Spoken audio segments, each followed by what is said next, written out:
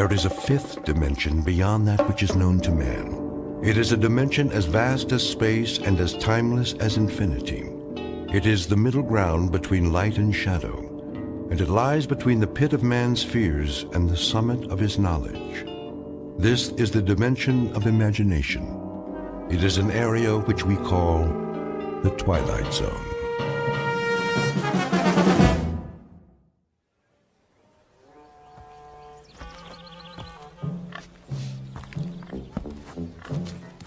Out of my way, you vermin! What are pigs doing out on the street anyway? It's not sanitary. You should be in a sty or a sandwich. Good morning, friend Woodrow. What's so good about it? Oh, that's the spirit. Keep your chin up. What'll it be this morning? Daily Courier. Daily Courier. That'll be 2 cents, Mr. Mulligan? 2 cents? 2 cents. Same as always. Seems more expensive. Thank you very much, sir. Now, let's take a look. Government surplus. Can you believe it? Believe what, Mr. Mulligan? Government only earns $1.5 million more than it spends. First thing you know, they'll owe money. Then everything will collapse. Inventory predicts every 100th man will own a horseless carriage someday. Oh, that's all we need. I already know what the newspaper says, Mr. Mulligan. You don't have to read it back to me. You read it? Of course. My copy? Not your copy, Mr. Mulligan. My copy. I wouldn't dream of tampering with your Daily Courier. I can assure you no human hands have touched that newspaper. Well, except for the printers, of course. I should think not. At least some people still have standards. Not like Mr. Beaumont, the butcher. You know how much he's charging for steak? Well, why don't you tell me, like you do every morning round about this time? 17 cents a pound! What do they think we are? Millionaires? I don't know. 17 cents seems a fair price to me. I really don't know what you have to complain about, Mr. Mulligan. Things aren't so bad. Hello? You were saying? The only customers you've had in your store this morning are me and this here pig. Thank you for the overpriced newspaper, Mr. Swanson. Always a pleasure, Mr. Mulligan. Get out of my way! Out of my way!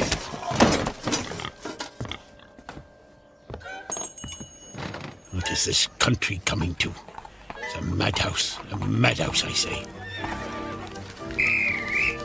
Hey! Something the matter, officer? Something's the matter, all right. Don't you ever look where you cross the road, Mulligan? Look, what are you talking about? Can't you see that horse and carriage coming? Where? There! Oh, yes, I see it. Damn nuisance if you ask me. Well, I didn't ask you. No one's asking you. I ought to run you into the station house. That's what I ought to do. What did I ever do to you, O'Flanagan? It's Officer O'Flanagan. And why don't we start with causing a public nuisance by standing in the middle of the street waiting to frighten the horses? Just watch your step, Mulligan. You watch your step.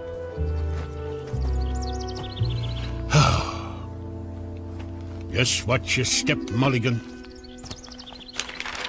Some time to live in, this is. Steak at 17 cents a pound. Hats, $1.95. And that lady in the advertisement for Belson's buggy whips. Shameful. You can see her ankle. Her whole ankle. Hey, better move, mister. Whoa! Hey, get off the street. You're gonna get run over. You wanna get yourself killed? You crazy fool. Don't you know the speed limit's 8 miles an hour?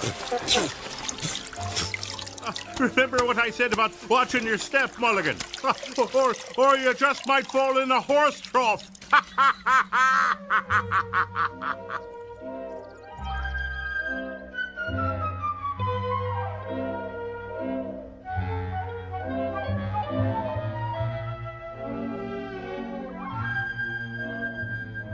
Or you might just fall in a horse trough. Well, howdy, ha ha ha. Look at me. I'm a working man, an honest man, a prideful man. And here I am working as a janitor for some crank of a professor and drying out my soaking pants in a wringer. Where's the dignity? Whole world's going to the dogs. That's where it's going. Nothing but trouble everywhere you look. Chickens and pigs walking in the streets like people. Crazy bicycle riders who don't watch where they're going. Government spending money like a drunken man. Racing bicycles on the streets at cost of living. And noise, noise, noise! What the Sam Hill? Never heard a ringer make that noise before. Why is it doing that? Wait a second, that's not the ringer. Something in my pants pocket. What is that? Oh, it's me harmonica. Oh, that's just swell. Just my luck. Ruined. Better hang it up to dry next to my pants, I suppose. I guess I should run the newspaper through the ringer too. Might be able to save it. Not that there's ever any news worth reading, but 2 cents is 2 cents. There you have it. Hot off the press. It's down here, Fenwick. I want you to be the first to see this. Professor Gilbert? Oh, can't let him see me without my pants on. Here it is, Fenwick. Well, what do you think? Why, it's astonishing, Professor Gilbert. I've never seen anything quite like it. Me either. What the heck is that thing anyway? So this is it, Professor. Yes, Fenwick. I call it the Helmet of Tomorrow. Well, that's a stupid name. If this invention's any good, why not call it the Helmet of Today? Very interesting. Just think of it, Fenwick. You put this helmet on your head. Twist this dial. Press here to activate. Here? Oh, not now. And you can visit any year you choose. Any year? You could even travel into the far future. Future. How about 1891? No, farther than that. 92? No. Think far into the future. How about 1970? Now you're thinking. Incredible. But there is a time limit on its operation. There is, Professor? There is. Purely a precautionary measure. No man should be allowed to interfere with the course of history. Well, how long a period would it function, Professor? 30 minutes only. 30 minutes? That's almost half an hour. Yes, it is. 30 full minutes in which to study the events of whatever future date we care to witness. Professor, you're wonderful. Eh? I said it's wonderful. Indeed it is, Fenwick, indeed it is. Are you ready to test it? In good time, all in good time. When I'm ready, I shall take my first journey into the future. To the year...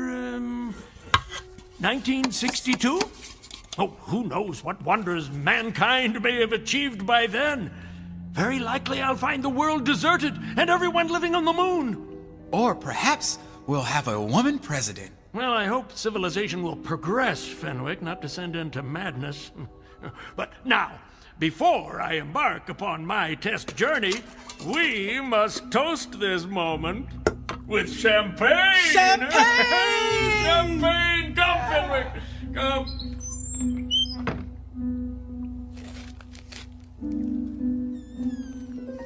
A time helmet. Now that makes sense. A device that gives you a chance to find a time where there's a little peace and quiet. Oh, let's take a look at this thing. How did the professor set the date? This dial thingamajig here. What year did he say he wanted to visit 1962? No, that's still too close, only 72 years off. And a man might live 72 years if he doesn't get hit by a bicycle. Now, me, I want to go beyond a man's lifetime. How about 2000. No, a little further. 2015. No, not that far. Maybe a few years earlier. Now, it's called the Helmet of Tomorrow, so I suppose I wear it on my head like this. What's that? What did I do? Hey! What the heck? I'm on fire! I'm on fire! Water! Got to find some water! Help! Water! Water! Help! Water! Help! Help! Mulligan? Mulligan? In the name of all that's decent, put some pants on! Help! Help! Help! Mulligan? Mulligan? Hey, where'd he go?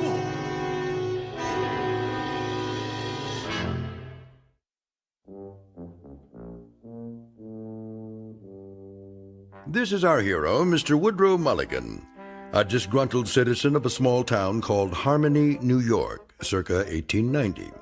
Complete with the high cost of living, bicycles that exceed the speed limit, and horses pulling carriages with reckless abandon, not to mention an oink-oink here and a cluck-cluck there. Mr. Mulligan, a rather dour critic of his times, is shortly to discover the import of the old phrase, out of the frying pan and into the fire. Said fire burning brightly in the Twilight Zone.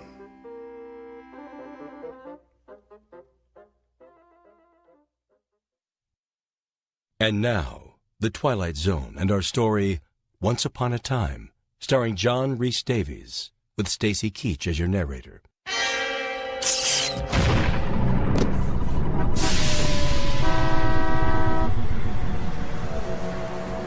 Hey! Where am I? This doesn't look anything like Harmony. Where the heck am I? Oh, well, wait a minute. It must have worked. I'm in the future. Shoo, you dumb bird. Now, what time is it? It's 10 o'clock. 10 o'clock. I've got half an hour to take a look around. Oh, what's he doing? Better move, mister. Get off the street. You're gonna get run over. You want to get yourself killed? Oh, missed my turn. I better make a hand signal. Watch out! Hey! The time helmet! Let go of that! That's right! Hey! Give it back! You've got it hooked on your arm! Oh, I was trying to turn right. Oh, can't get this thing off my hand. Oh, there, got it. There it goes. Oh, it's rolling down the street right in front of that kid. Awesome! A new helmet. You there, boy! That's mine. Give that to me. Finders keepers. It's mine now. Come back! No way, you freak! This is crazy. How are you supposed to catch the little brats if you put them on a board with wheels on the bottom? I got to catch him. Hey, kid! Come back! Flanagan to headquarters. Hey, Clancy, the emergency at the drugstore was a false alarm. There's not a thing going on here. Just quiet as Hey, hold on there. Pull you back, Clancy. I got some lunatic in his underwear chasing after a kid on a skateboard. I'm in pursuit. Stop, police! For God's sake, put some pants on. Flanagan?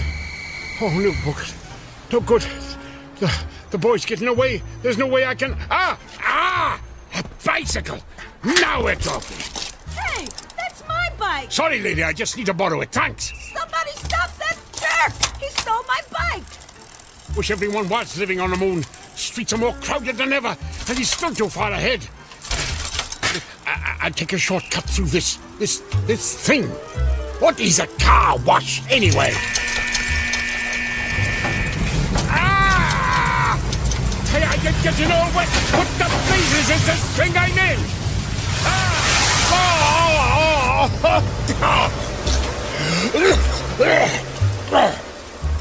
What kind of infernal contraption was that?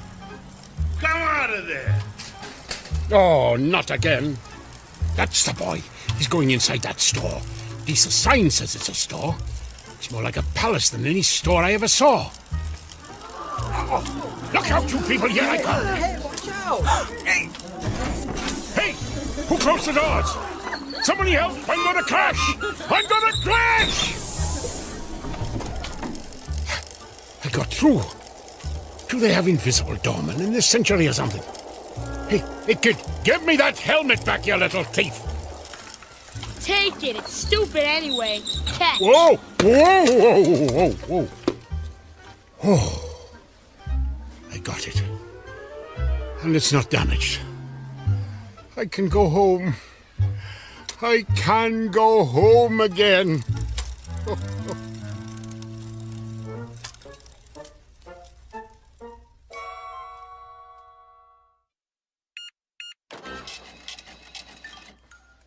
$6 for a pound of steak? Madam, do I look to you like a millionaire? Look out! Look out!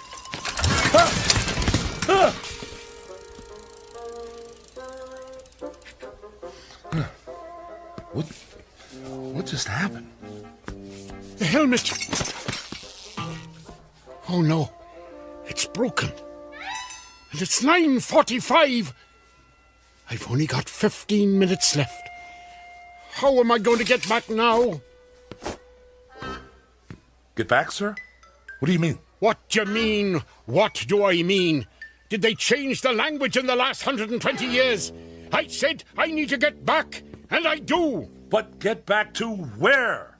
Let me understand this, sir. You have this funny-looking hat in your hands, no pants, and you say you've got to get back somewhere within 15 minutes. Is that right? Right. And this hat-like device, what precisely is this thing? This is a time helmet, mister. Time helmet? That's what brought me here. You see, I'm from 1890, and that's where I got to get back to. What? You say you're from 1890?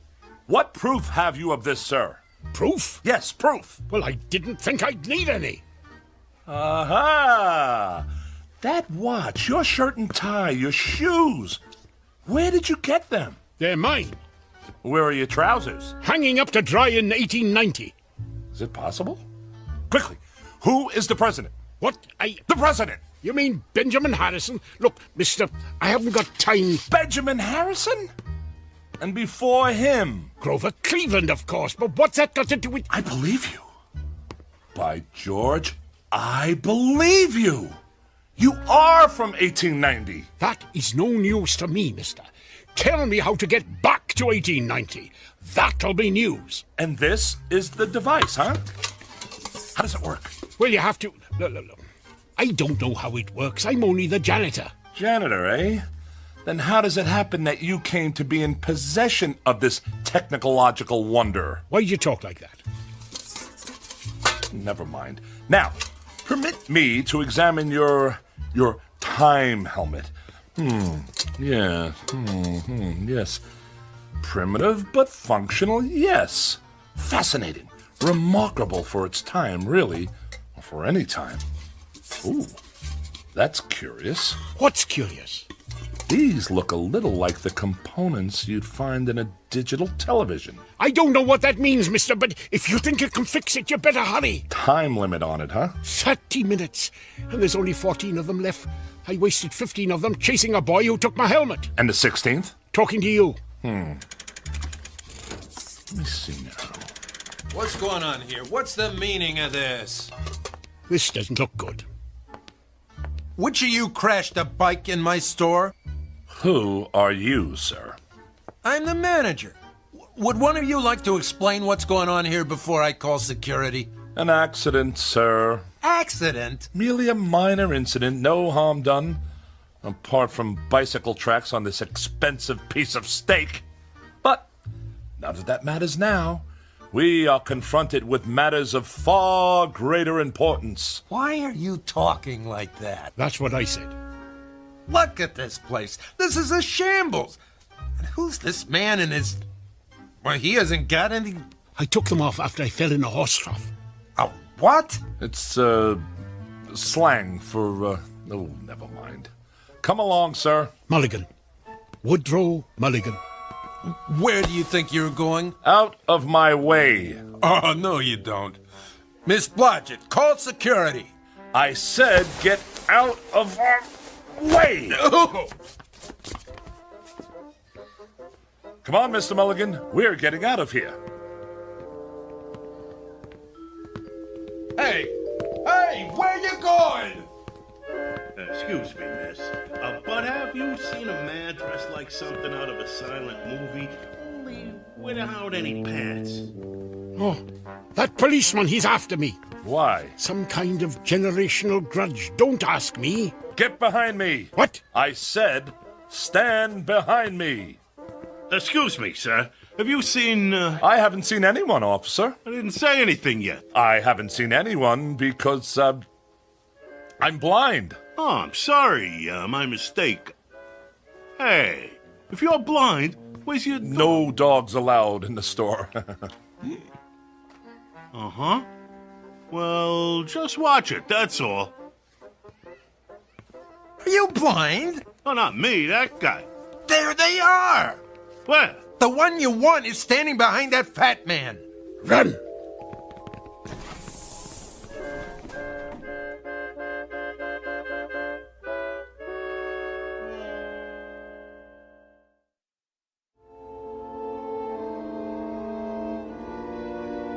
What's the time, Rollo. My name is Rollo, and the time is, almost 9:50. Sorry, madam. I guess you still need pants in the 21st century, huh? Not in Europe, I believe, but in this country it's still considered polite. Lend me a coat, will you, Rollo? Oh, of course, here. Excellent! The home entertainment department.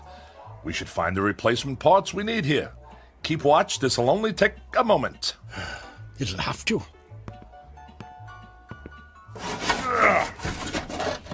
Take a look out. I want to address a typical American worker.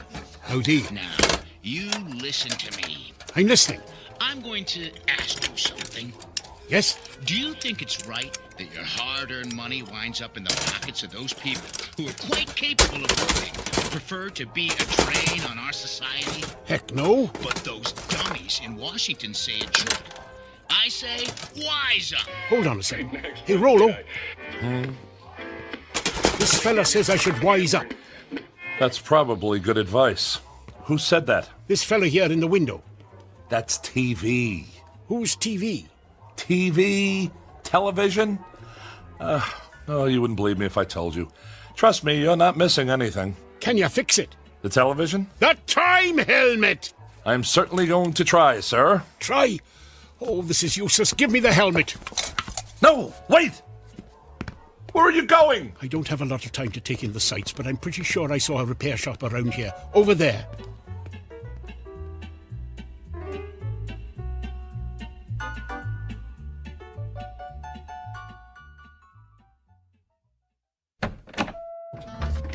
Proprietor! Yeah! Swanson? Logan Swanson? Is that you? Swanson's my name, buddy. Jack Swanson. What can I do for you? Would you come here for a moment, please? Whatever. I have something that needs your urgent attention. And these are the components you should need. Can you fix it? I can fix anything. Good. Leave it with me. Come back Thursday about 2 o'clock. Oh, very kind. Yes, we'll be back on Thursday?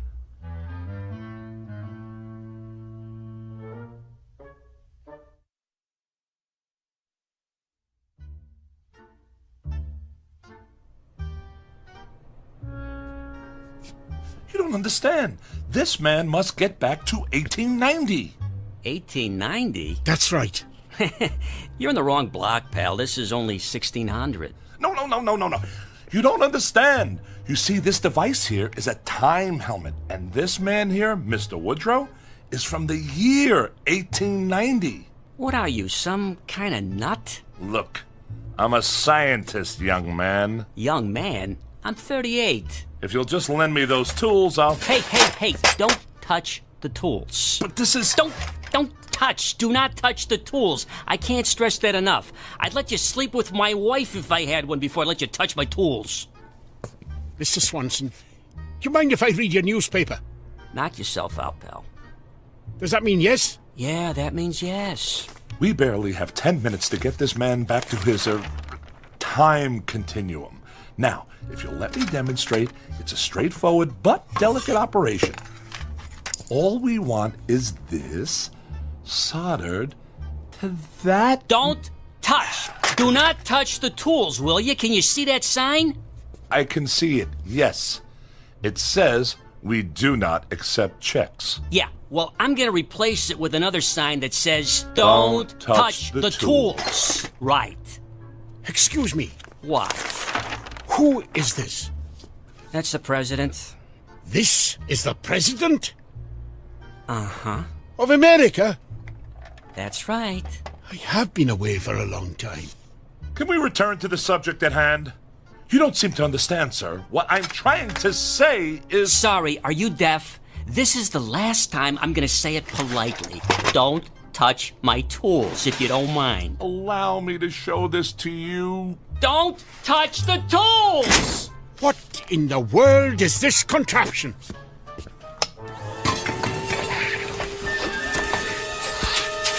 What did you say? I'm trying to explain to you that the front... Don't yell at me! I don't like to be yelled at, okay? Get it off me! Get it off me! What are you doing with that, Mulligan? It's trying to eat me! It's not trying to eat you, it's... Wait a moment! Oh, Rolo, what is this monster? It's not a monster, it's a vacuum cleaner. Everybody has one. Everybody has one of these? Yes. Vacuum cleaners are used for simple... Cleaning their vacuums. Yes, I get it. You people are strange, allowing something like this indoors. What if it gets loose and attacks a child? Now look, Mr. Mulligan. If you want to get this helmet fixed in time, just sit down quietly, please. Now, how are we getting along, Mr. Swanson, was it? Not too good. I'm not sure what I'm looking at here. You're sure this isn't for making those fancy European coffees? No, sir, this is a very scientific piece of equipment. What we're trying to do here is help... I don't understand. What is that little thing in there? Oh, well, that is a transition... Where did he go? Mr. Mulligan! Where are you? I think he just walked into that upright freezer. Hey, ask him if the light goes off.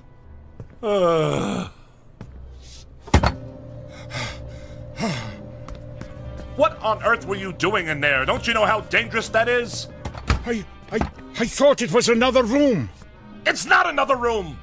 Just stay away from everything. Sit down if you must, but everything else is out of bounds. Now, sir, where were we? Beats me. Yes, and I wanted to draw your attention to this node over here. Don't touch my tools if you don't mind. You see, I'm merely trying to point out to you that in order to facilitate... Don't point with my tools, please! Would you allow me to please make this clear to you? All we have is... Don't you understand? I assure you I do understand. This happens to be mine. Oh, just a moment. What now? Now, where's he going? Stay here. Stay here? I work here. Why would I be anywhere else? Just keep working. The clock's ticking. Yeah, it's ticking, 'cause I fixed it.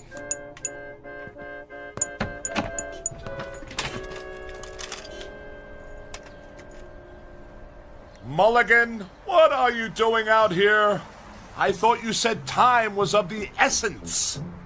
It is. But I don't want to go back to 1890 without any pants, so I thought I'd take a look at 21st century fashions.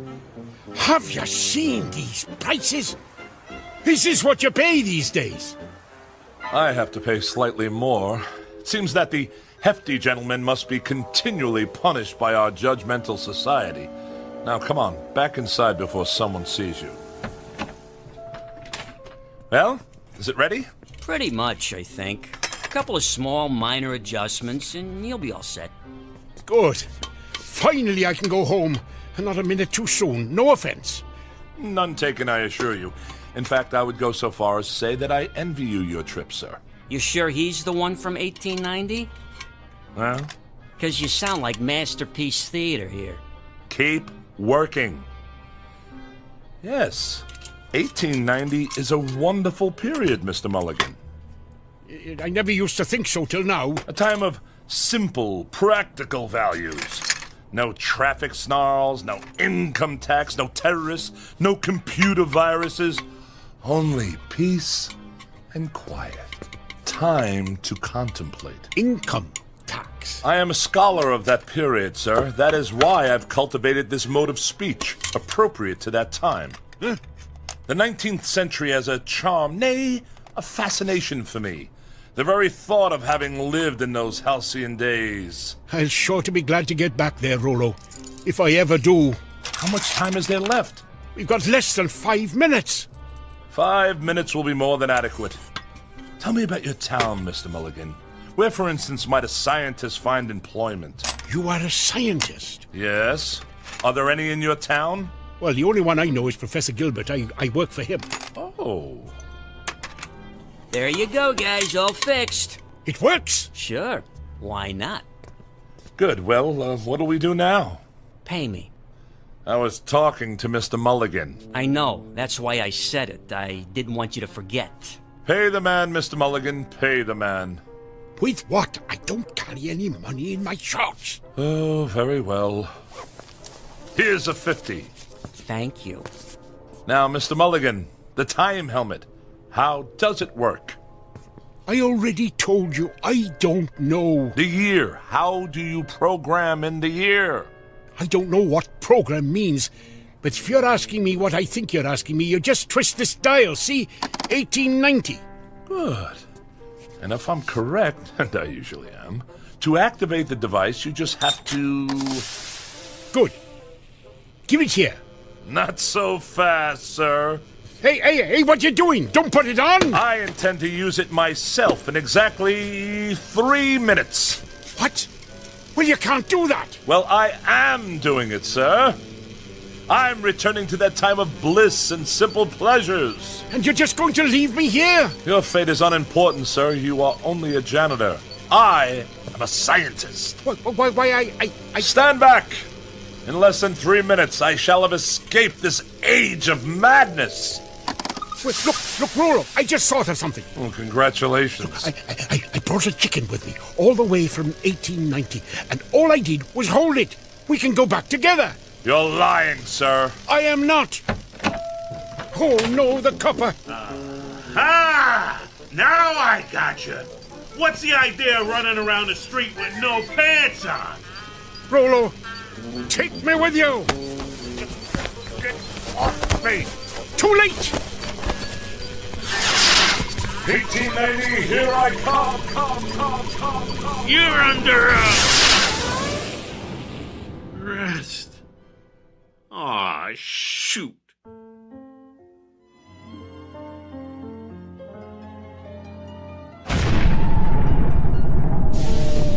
Mulligan? Where in the name of St. Pat did you spring from? I'm back. I'm back. For pity's sake, man. You're still not wearing any pants. Officer O'Flanagan, you are a sight for sore eyes. Ho, ho, ho, ho. 1890. Charming. Charming.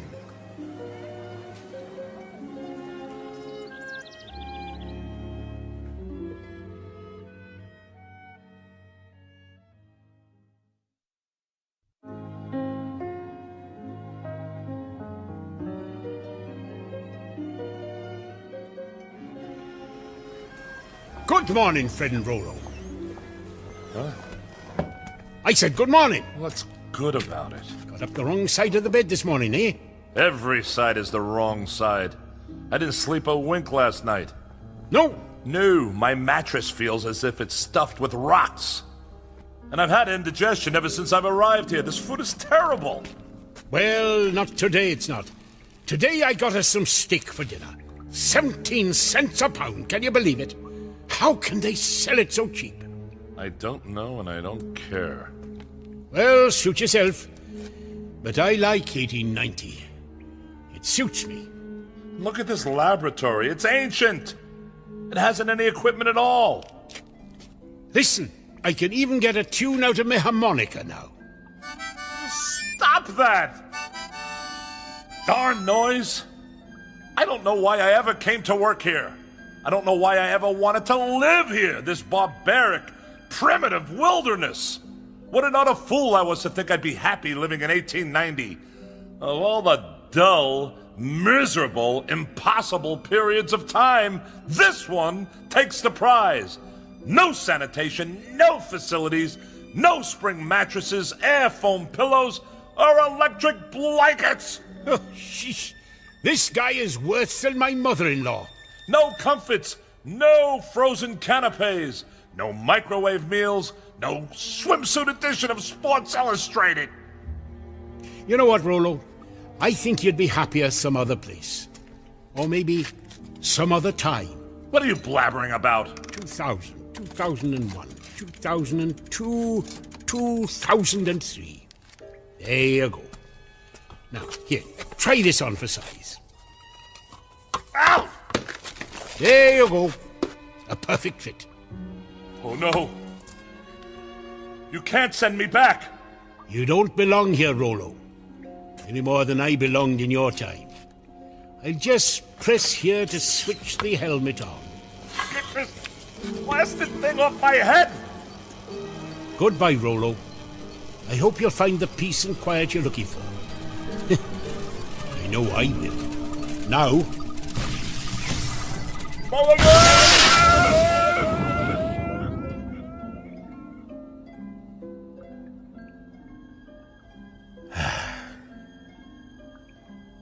Silence.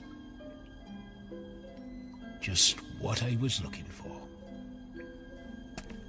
Well, this laboratory won't clean itself, unless Professor Gilbert invents something.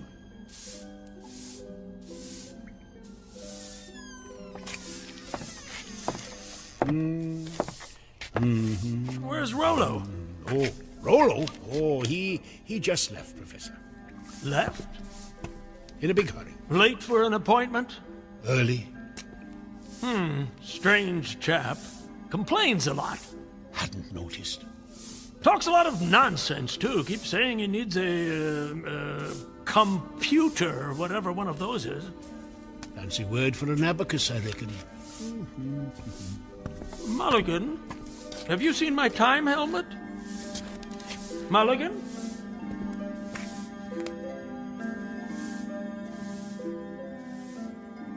To each his own. So goes another old phrase to which Mr. Woodrow Mulligan would heartily subscribe.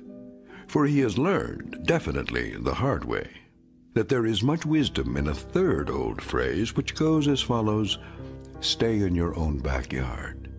To which it might be added, and if possible, assist others to stay in theirs. Via, of course, the Twilight Zone.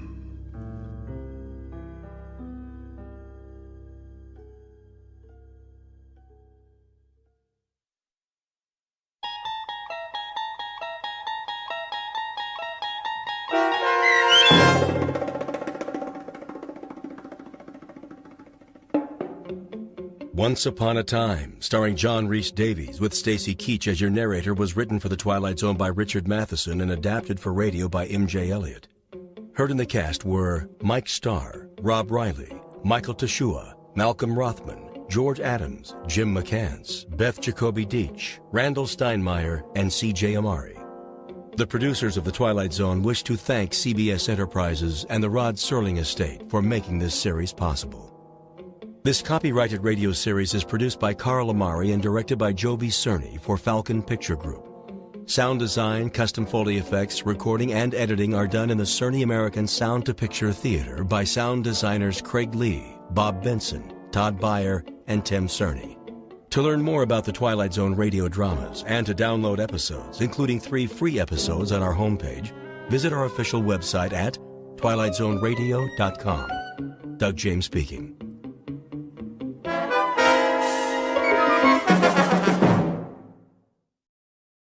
Please like and subscribe to the Vintage Classics YouTube channel.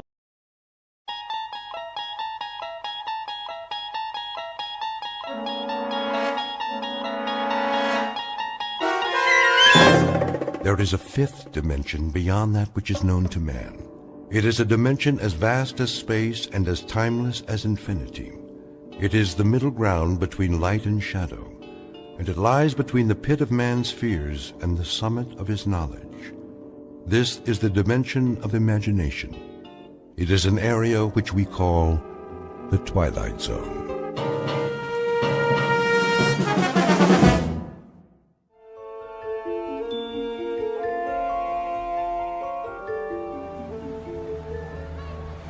You're gonna do good today, Lou. I can tell. Yeah? How can you tell, Tommy? 'Cause you're the best salesman there is. Well, maybe I used to be. You are, Lou. You always have such neat stuff. Oh, yeah, I got everything. A little bit of this, a little bit of that. Something for everybody. Help me set up the table, will you, Tommy? Sure. There we go. We'll be ready to start in a minute. What's in the bag today, Lou? Take a look. See anything you like? Lots of toys. Always. Which one's your favorite? Let's see. The little wind-up dogs. They're so cute. And the monkeys. And the zap gun. It's cool. Pow, pow, pow. I thought I gave you one to test for me. You did, but, well, it kind of broke. Don't worry about it. I'll give you another one later. How you doing today, Bookman? Oh, just fine, officer. Another day, another dollar. You know how it is. Gonna sit up right here in the corner? I thought I might, yes, if that's all right with you. Well, just don't block the sidewalk. People coming and going. I wouldn't think of it, officer. Or you'll have to move. You don't want a citation, do you? Oh, absolutely not. All these busy people can't hold up commerce. You know, Bookman, maybe you should find yourself another line of work. Streets are so busy these days. There ain't much room for a pitchman anymore. Isn't that the truth? You got a permit, don't you? Why, I'm sure I do. Now, where did I put it? Oh, yes, it's in my other jacket. Would you like me to go get it for you, officer? Just be sure you bring it next time. I will. Thank you, officer. Good day to you. Hey, honey, look at these cute stuffed animals. They are, aren't they? Absolutely adorable. Here, let me wind up one for you. How much? Only $7.98 in your choice of colors. Do you have any little ones at home, sir? Nope, no kids. Well, a niece or nephew, then. These make great birthday presents, stocking stuffers, a big hit at parties. Have you ever seen anything so delightful? Look at the way they move. It is cute, don't you think, Walter? Yeah, but they got them over at the Pick and Save for $3. Oh. Now, these aren't your ordinary toy animals. No, ma'am. They walk and talk and bark and jump a full 360 degrees in the air. Plus, you never have to feed them or take them to the vet. I call them the ideal pet. Go ahead, pick it up. Feel that fur, so soft and lifelike. Thank you anyway. They're on sale. Special July clearance. Everything's half off today. Gift items for the men, perfume for the ladies. How about a wristwatch? Did you see these genuine gold necklaces?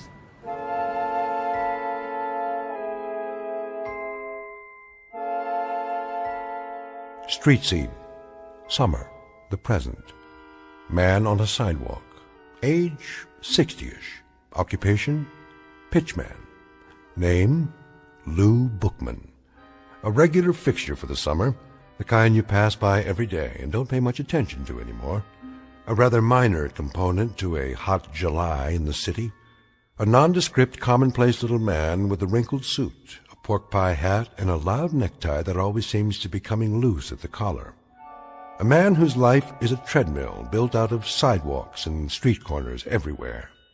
Lou Bookman, a walking rebuttal to the American dream, which states that success can be carved, gouged, or grubbed out of the landscape no matter where you are, whether it be log cabins or tenement buildings.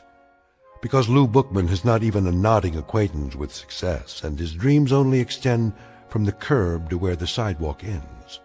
But in just a moment, Lou Bookman will have something to occupy his time which transcends both success and failure. He'll have to concern himself with survival.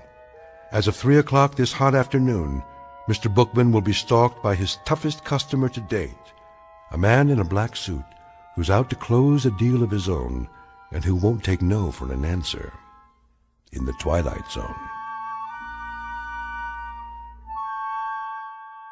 And now, back to our story from the Twilight Zone. One for the Angels, starring Ed Begley Jr., with Stacy Keach as your narrator.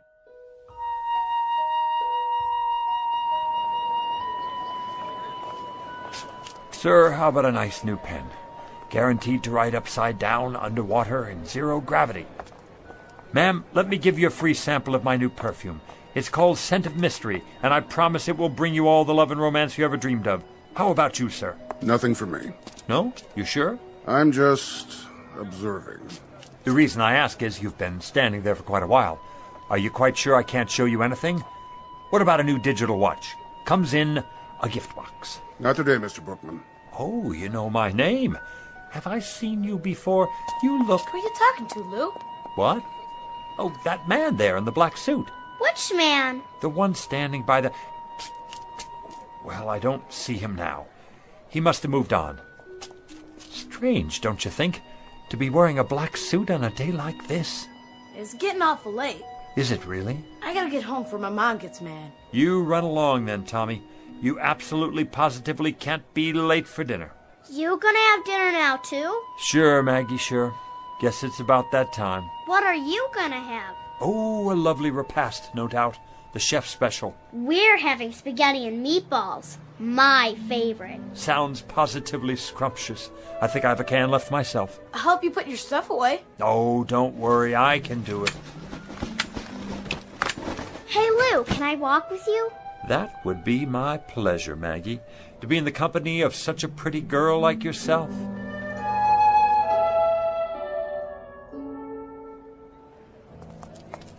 Hey, Lou! Hey, it's Lou! Lou! What's going on, Lou? Hey, wanna play with us, Mr. Bookman? Come on!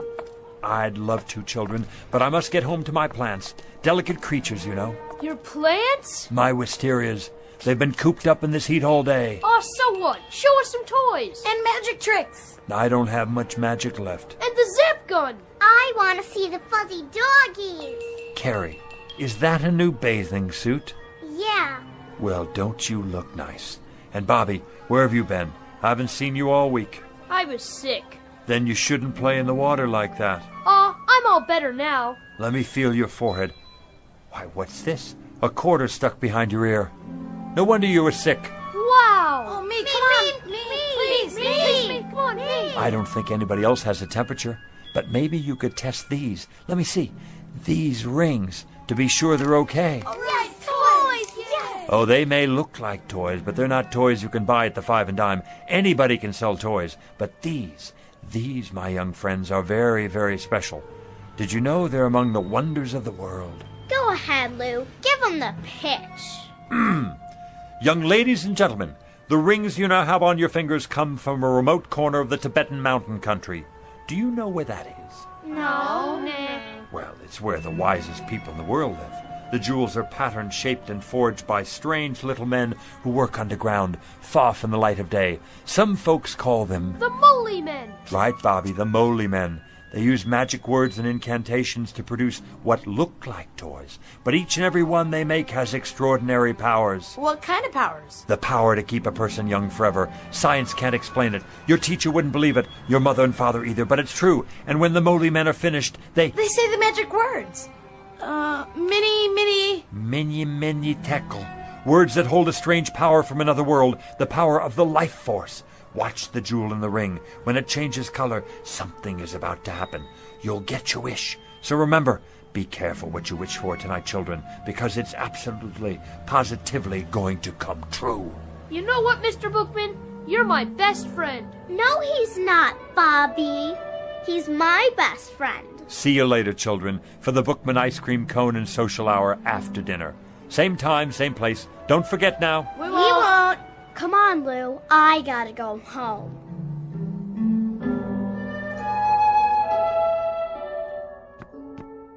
That you, Mr. Bookman? Good evening, Mrs. Magnuson. Hiya, Lou. Need a hand? That's all right, Mr. Stolberg. I got it. You make out okay today? Oh, yes, as always. Sold out half my merchandise. Yeah? Looks like you got a whole lot left. Want to come over for a cold one? That's kind of you, but I'm on the wagon these days. Well, I'll keep one on ice for you anyway.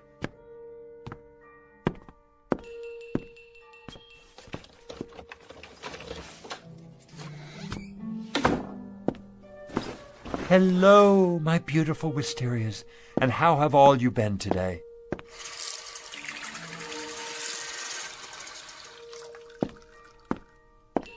Did you say you're thirsty? I'll bet you are. Here, have a drink of water on me. Not too much now. Mr. Bookman? Oh, you could give a man a heart attack sitting there like that. I didn't mean to startle you.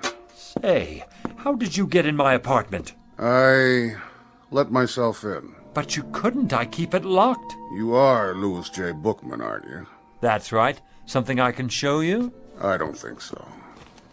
Something in, let me see, collar stays maybe, or neckties. You look like a man who needs a new tie. Something brighter than the one you're wearing. Mr. Bookman, I'm not here to buy anything. Then what in the world do you want? Let's get down to business, shall we?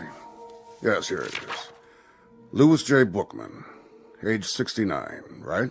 70 in September. Well, I must say you don't look it. Nice of you to say so, young man. I try to keep busy. Occupation pitchman, correct? Are you a census taker? If you are, let me sit down. I hope this doesn't take too long. Not exactly. Born in New York City? That's right.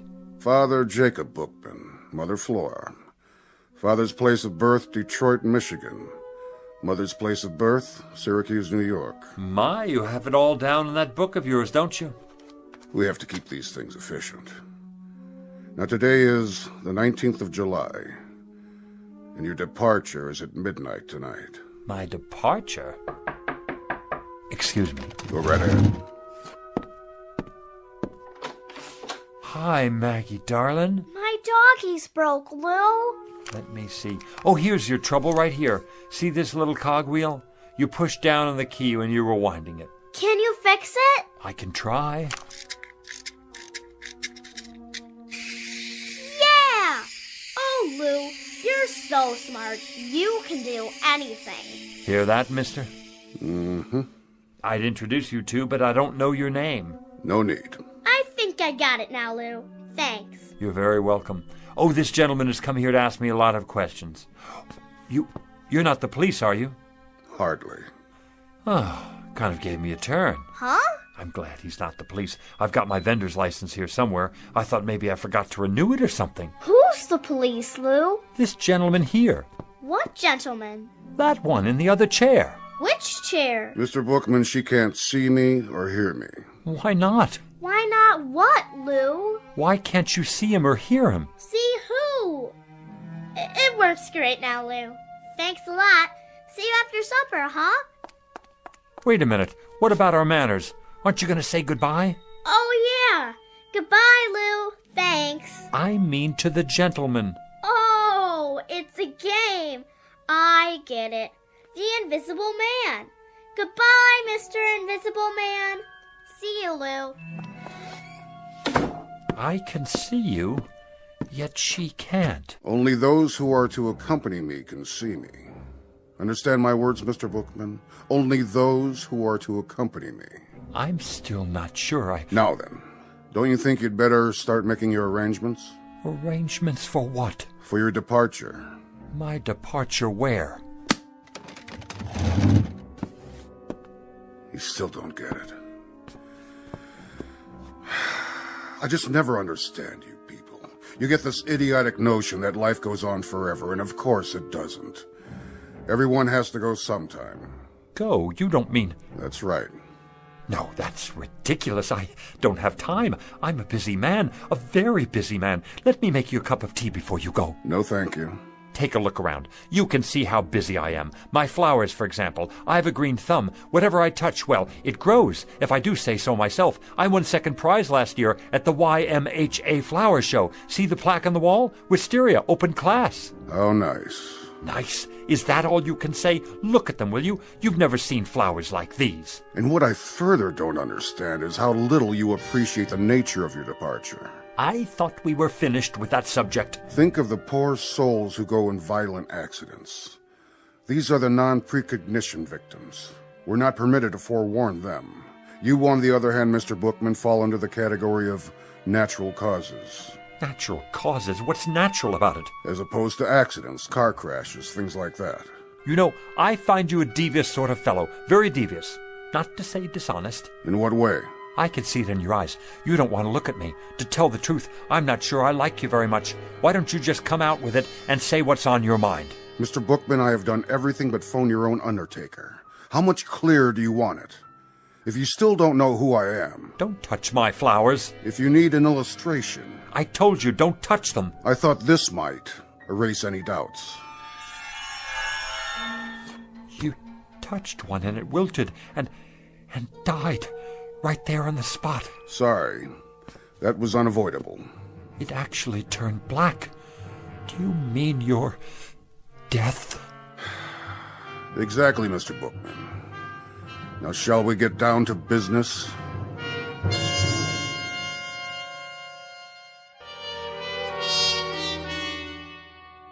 Time of departure is midnight tonight.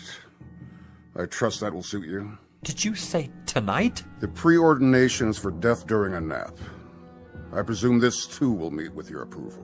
What if it doesn't? You'll find this a relatively simple and painless and barely noticeable... Please, I don't want to go. They never do.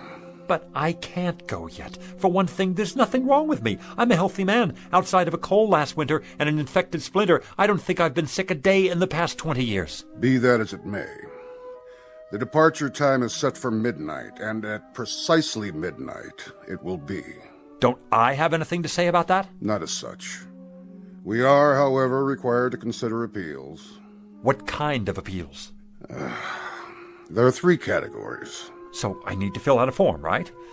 Give me one and I'll start right in on it. No forms. We listen to what you have to say up to a point, but frankly... What are the categories again?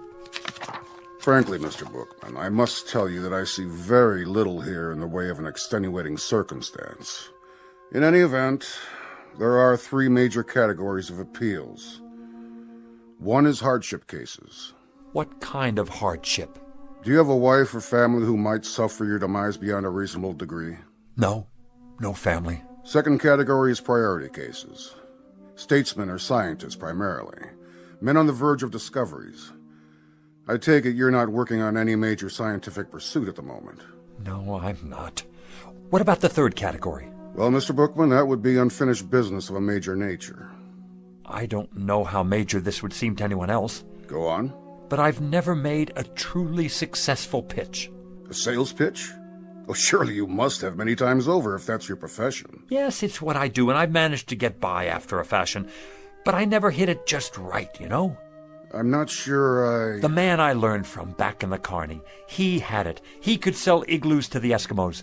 But what I'm talking is a big pitch. One where it finally all comes together and the words just flow off my tongue. Not just any words either. Something I believe in. Something so good that people won't have a choice. They'll have to listen. A pitch so big the sky will open up. A pitch for the angels. I guess that wouldn't mean much to you. But it would mean a great deal to me. It would mean that I could have one moment in my whole life when I was successful at something. Just one moment when the children would be able to be proud of me. The children? I've always had rather a fondness for children. That's in the record. Then you know how I feel. Not precisely, but... The problem here, Mr. Bookman, is that you'd require a delay until... Until I could make a pitch. The kind of pitch I told you about. One for the angels. That's right. I'm terribly sorry, Mr. Bookman. You see, these categories are fairly specific and... I see. And when reference is made to unfinished business of a major nature, well, the only interpretation to be made here is simply that... That my business isn't major enough. That's not quite the way we look at it. That I'm not, then. What other way is there to look at it? What I mean is that, unfortunately, Mr. Bookman, the ability to achieve success in a given professional venture is hardly of a significant... I get it. You don't have to spell it out. I'm small potatoes. And who cares what happens to a potato? They're nothing special. We try to approach each case on an individual basis. Only some are more individual than others. Oh, don't worry about it. I've heard the same thing all my life. We go out the way we came in. Since I never had that much to start with, That's how I'm supposed to leave. It's not your fault. You're just doing your job. Means a great deal to you, does it? You could say that. Uh-huh. It would be highly irregular. So's this whole thing, if you ask me. But under the circumstances, I believe we might... Yes? We might be able to grant you a one-time delay, Mr. Bookman. A conditional one, you understand. Until? What do you mean, until? Until you've made this pitch you're talking about. I can stay alive until then? That's the arrangement. I'll have to think of some way to write it up. You do that. As for me, I think it's a fine bargain. More than generous, frankly. It's been awfully nice talking to you, mister. I didn't get your name. About this pitch, Mr. Bookman. Yeah? When might we expect it? When? Soon. What does soon mean to you? That's hard to say. Gets into definitions, doesn't it? You have a dictionary with you?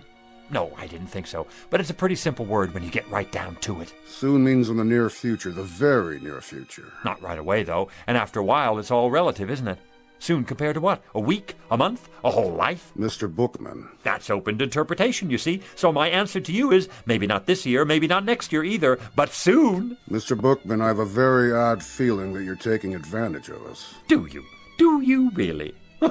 That's a pity. Because I am. Mr. Bookman. I just won't make any pitches at all. Didn't think of that, did you? As long as it's up to me, I won't even hardly open my mouth. I don't have to if I don't want to. That's the term, so you run along now. Think you'll get me, huh?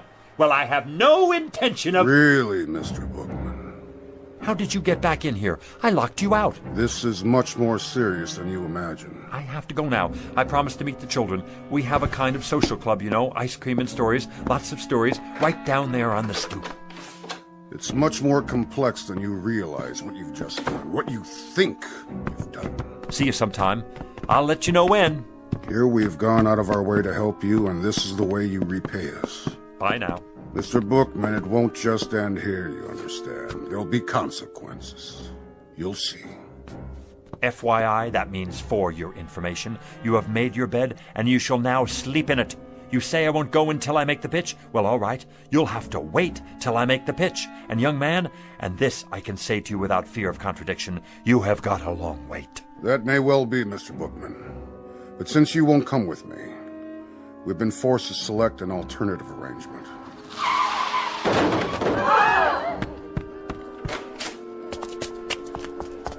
What happened? He didn't even stop. Ran right out. Not his fault. I swear I didn't even see her. She just jumped off the curb. I didn't have a chance to hit the brakes. Has someone called a doctor? Who got... Oh, no! Maggie! I swear to you, I never had a chance to stop. Call an ambulance. You're gonna be all right, Maggie, darling. Oh, my little Maggie. Hi, Lou. See? You're gonna be just fine. Lou? Who's that man? What man? Where? I told you, Mr. Bookman. Consequences. You can't take her. No, siree, you can't take her. I'll go. I'll go as planned. Never mind the pitch. I don't even want to wait. I want to go right away. Go where? Who's he talking to? What man? He's out of his head. Mr. Death! Mr. Death, come back! You mustn't take the little girl. I'll go, please, please, Mr. Death, you will. I'll go with you. Right here. Right now.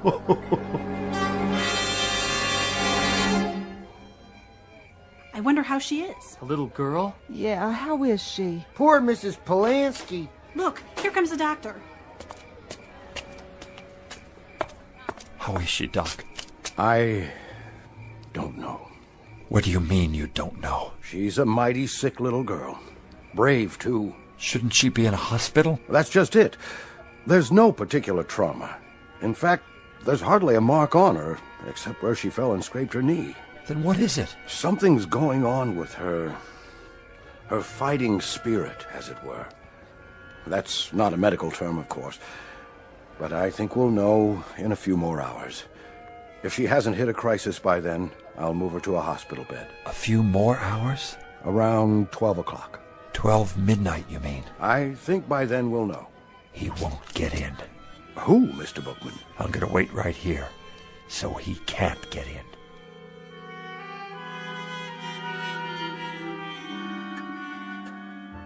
Come to bed, Mrs. Polanski. I can't. I have to take care of my baby. There's nothing you can do. That's what the doctor said. She just needs rest. I can't sleep. How could I? Lou? Where are you, Lou? Is that Mr. Bookman she's dreaming about? Such a nice man. He's like a grandfather to her. But he can't help her now. My precious little Maggie. Lou? Help me, please.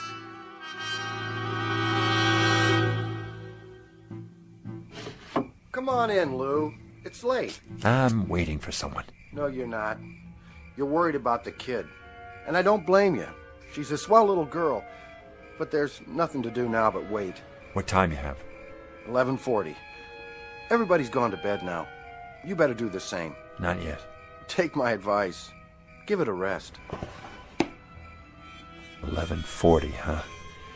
Better get set up.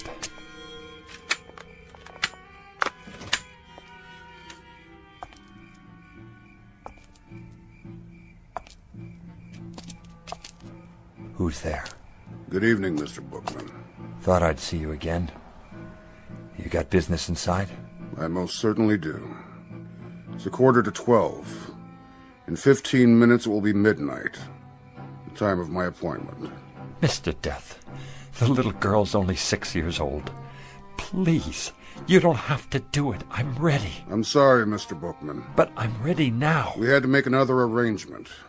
It's impossible to change at this point. She's to come with me. So you see, I must be in there at midnight. And if you're not in there by midnight? That would be pretty much unheard of.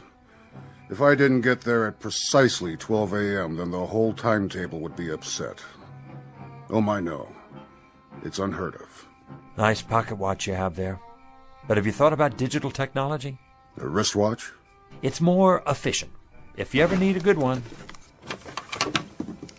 What are you doing, Mr. Bookman? What am I doing? Oh, nothing. Just setting up a pitch is all. At this time of night? Oh, I very often have a late-night sale. Very often. Not many customers out and about. They come, they show up. You're here, aren't you? Oh, yes, I'm here. But I'm afraid I'm not much of a customer. How do you know? Have you ever seen my stock? Now you take a tie like this one right here. Like what? Like this tie. Looks like a toy dog to me. Oh, excuse me. Here, this is what I meant. Now you take this tie. I already have several. Go on. What does it look like to you? It looks like a tie. Feel it. Mm-hmm. So? If you'll feast your eyes, my good man, on what is probably one of the most exciting inventions since atomic energy, a simulated silk so fabulous as to mystify even the ancient Chinese masters, not to mention the silkworms, a perfection of detail, an awesome attention to fit and finish, a piquant interweaving of gossamer softness, absolutely and positively the smoothest substance ever to embrace the human neck. If it's a synthetic, as you say... Come closer. I can't hear you. How did the manufacturer get it so soft? It's the thread, of course. The thread? I'll answer all your questions in just a moment, but first let me explain the applications of this magnificent invention.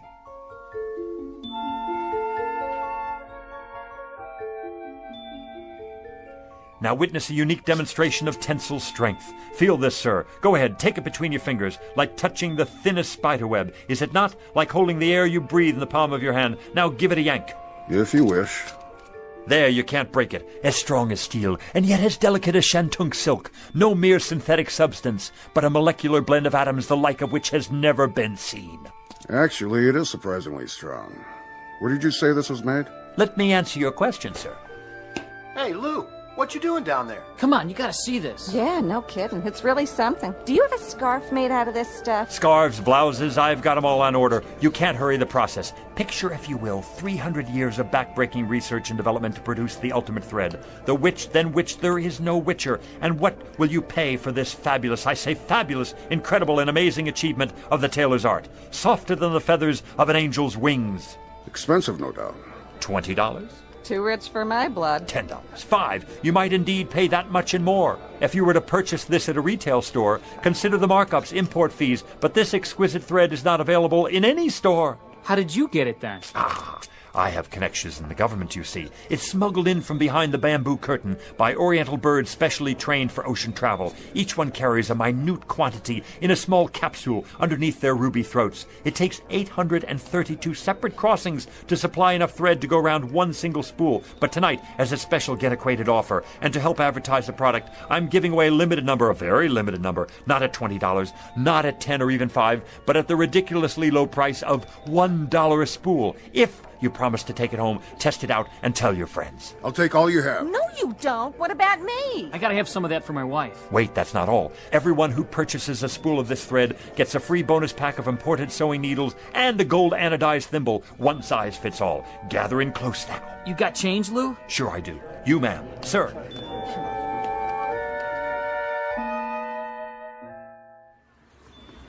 Yarn, simulated cashmere socks, the most marvelous plastic shoelaces that never wear out, a genuine static electricity filter, fits any car radio.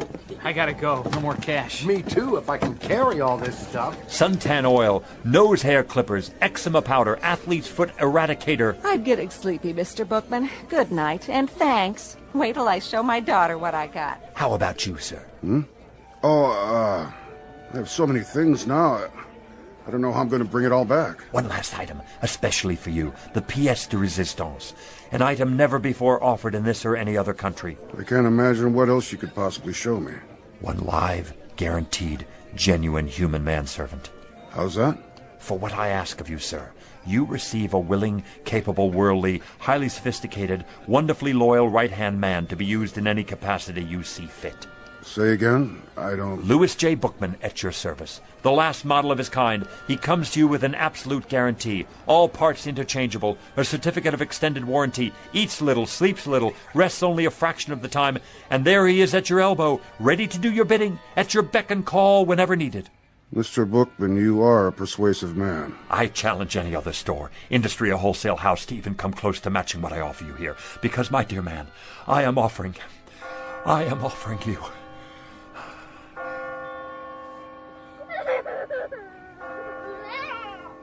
Midnight. It's midnight, and I've missed my appointment. Oh, thank you, Doctor. It's a miracle. Just give her the sedatives every 3 hours, Mrs. Polanski. All she needs now is rest. But she's going to be all right.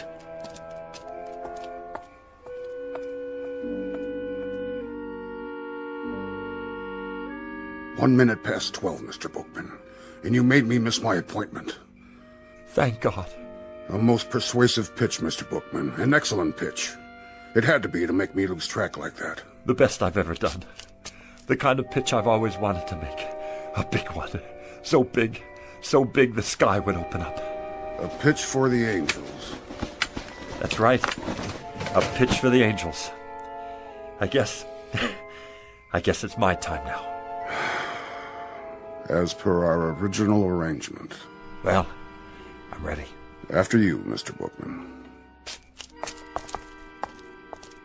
What is it? You'll excuse me for a minute. I forgot something. My folding table. You never know who might need something up there. It is up there. Up there, Mr. Bookman. No need to worry about that. You made it.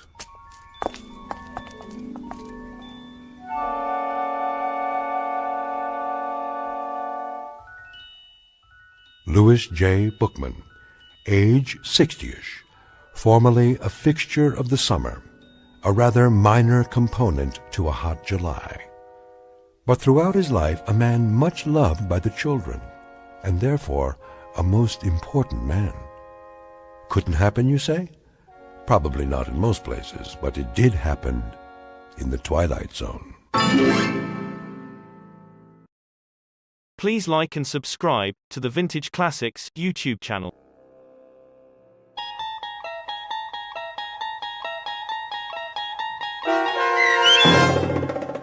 One for the Angels, starring Ed Begley Jr., with Stacy Keach as your narrator, was adapted for radio by Dennis Etchison and based on a script by Rod Serling. Heard in the cast were Rich Kominick, Lauren Patton, Linda Ryder, Richard Hensel, Doug James, Adam Tangway, Martin Hughes, Meg Thalken, Roger Wolski, Carl Amari, and Irene Olsen. To learn more about the Twilight Zone radio dramas and to obtain audio cassettes and CDs of these programs, visit our website at twilightzoneradio.com. This copyrighted radio series is produced and directed by Carl Amari and Roger Wolski for Falcon Picture Group. Doug James speaking.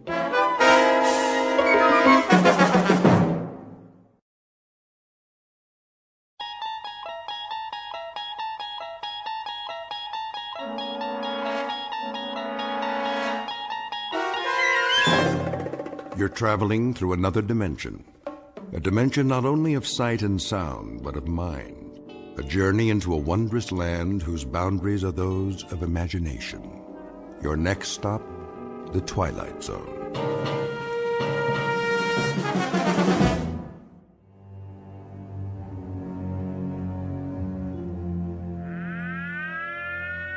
This is the Emergency Broadcast Network. The Office of Civil Defense has just announced a red alert. Enemy missiles are approaching the United States. Repeat, this is a red alert. Enemy missiles are approaching the United States at a high rate of speed. Arrival time is estimated at only a few minutes from now. All citizens are advised to get off the streets immediately and take cover. This is not a test. Repeat, this is not a test. The first missiles have just hit. Are we still on the air? How long do we have? Good Lord! It's actually happening. This is real, folks. This is not a test. This is real. How's that, Mr. Radin? It should do nicely. The volume could be a bit higher, though. Higher? You gotta be careful not to break those speakers. I thought you installed subwoofers, state-of-the-art, as I requested. Oh, we did. For later. Wait till you hear them. When the explosion hits here, you'll really feel it. Good. Good. I don't know where you got your sound effects, but you'd swear a bomb was going off outside. I mean a big bomb. That's precisely what I want. I got the other TV hooked up, sir, at the end of the hall, like you said. Let me see. Here's the remote control. You got your on, and then you got your off and your volume. Did you load the videotape? Sure did. As soon as the monitors go on, it starts rolling. Why don't you show me? All right, Mr. Radin. Let's give it a test run. Look at that, would you? There's the street outside. Only now it looks like the beginning of World War III. Yes. Yes. This calls for something of a celebration. If you don't mind me asking, where'd you get the footage? Some special effects guys out in Hollywood? Oh, you might say I have my contacts. Given adequate funding, anything is possible. Yeah, some setup you got here. All part of the show, huh? This is not a show. It may be, let us say, an illusion. But this room is not an illusion. It happens to be the best designed bomb shelter on the face of the earth. But tonight it's for gags, right? Something of the sort. A practical joke, and I trust a most effective one. You could say that again, Mr. Radin. When those sound effects start and that stuff goes on the TV, you'd swear the whole world was getting blasted. That's the general idea. I've got 3 guests coming this evening, rather special guests, and I wouldn't want them to be disappointed. Well, it fooled me, and I put most of the wiring in. A drink before you go, gentlemen? To a job well done? No thanks. It's getting pretty late. Are these friends of yours? How's that? You're doing all this to fool 3 of your friends. They must be, they must be real, like, special friends. Oh, they are. They are indeed very special friends. This, in a sense, is the moment a man lives his entire life for. Yeah, I bet. That about it, Mr. Radin? Yes, I'd say that just about does it. All right, well, we gotta go. So long, Mr. Radin. Good luck on your party. Party? Yes, you might call it the best party ever. Bye, Mr. Radin.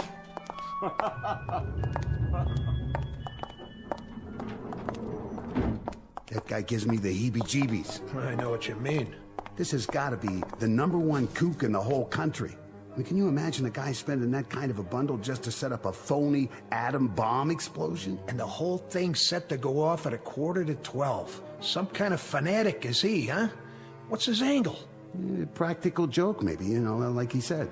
Yeah, at $500,000, that's some joke. Hey, hit the button, will you? Yeah, sure.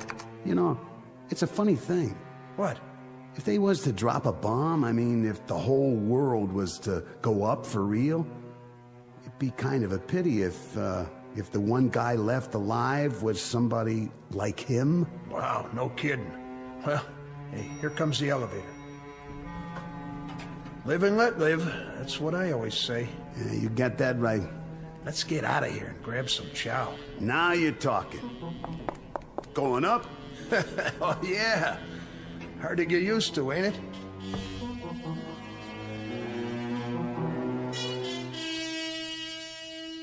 This is the basement of a fashionable midtown skyscraper and office building. It's owned and occupied by one Paul Radin, whom you've just met. Mr. Radin is rich, eccentric, and single-minded. How rich, we can already surmise. How eccentric and single-minded, we shall see in a moment. Because you have just been invited to a very special party, catered and conducted exclusively for residents of the Twilight Zone. Please like and subscribe to the Vintage Classics YouTube channel. And now, The Twilight Zone and our story, One More Pallbearer, starring Chelsea Ross, with Stacy Keach as your narrator.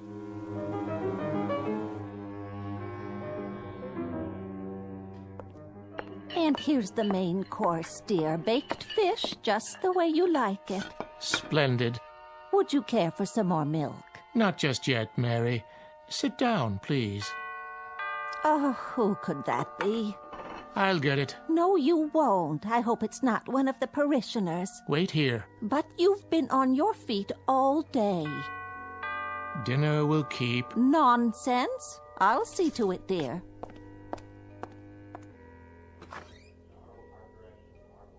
Oh, yes, I'll tell him at once. Who is it? The most peculiar man. What did he want? I'm not sure, but there's a limousine waiting at the curb. He said something about a matter of life and death.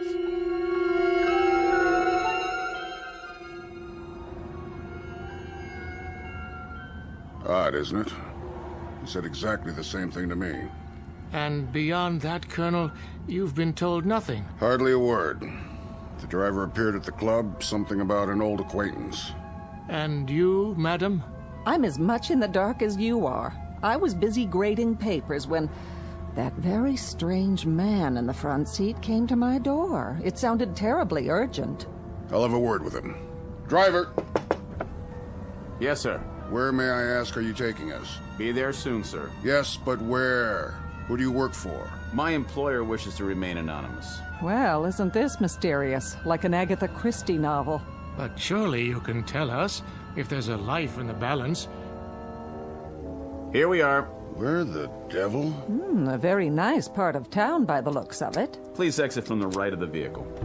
See here, if this is some sort of joke. I assure you, sir, it's no joke. Yet you can't even tell me who gave you your orders. It is an impressive building. You may use the private elevator. I know this building. That fountain. Elevator? To what floor? This one has only one button, and it says down. I'll enter the code for you. Well, if it doesn't go up, then it must go the other way, of course. This is outrageous. I demand that you return me to the officers' club at once. Driver? Driver! It appears that we've been left to our own devices. It was ever thus. After you, madam.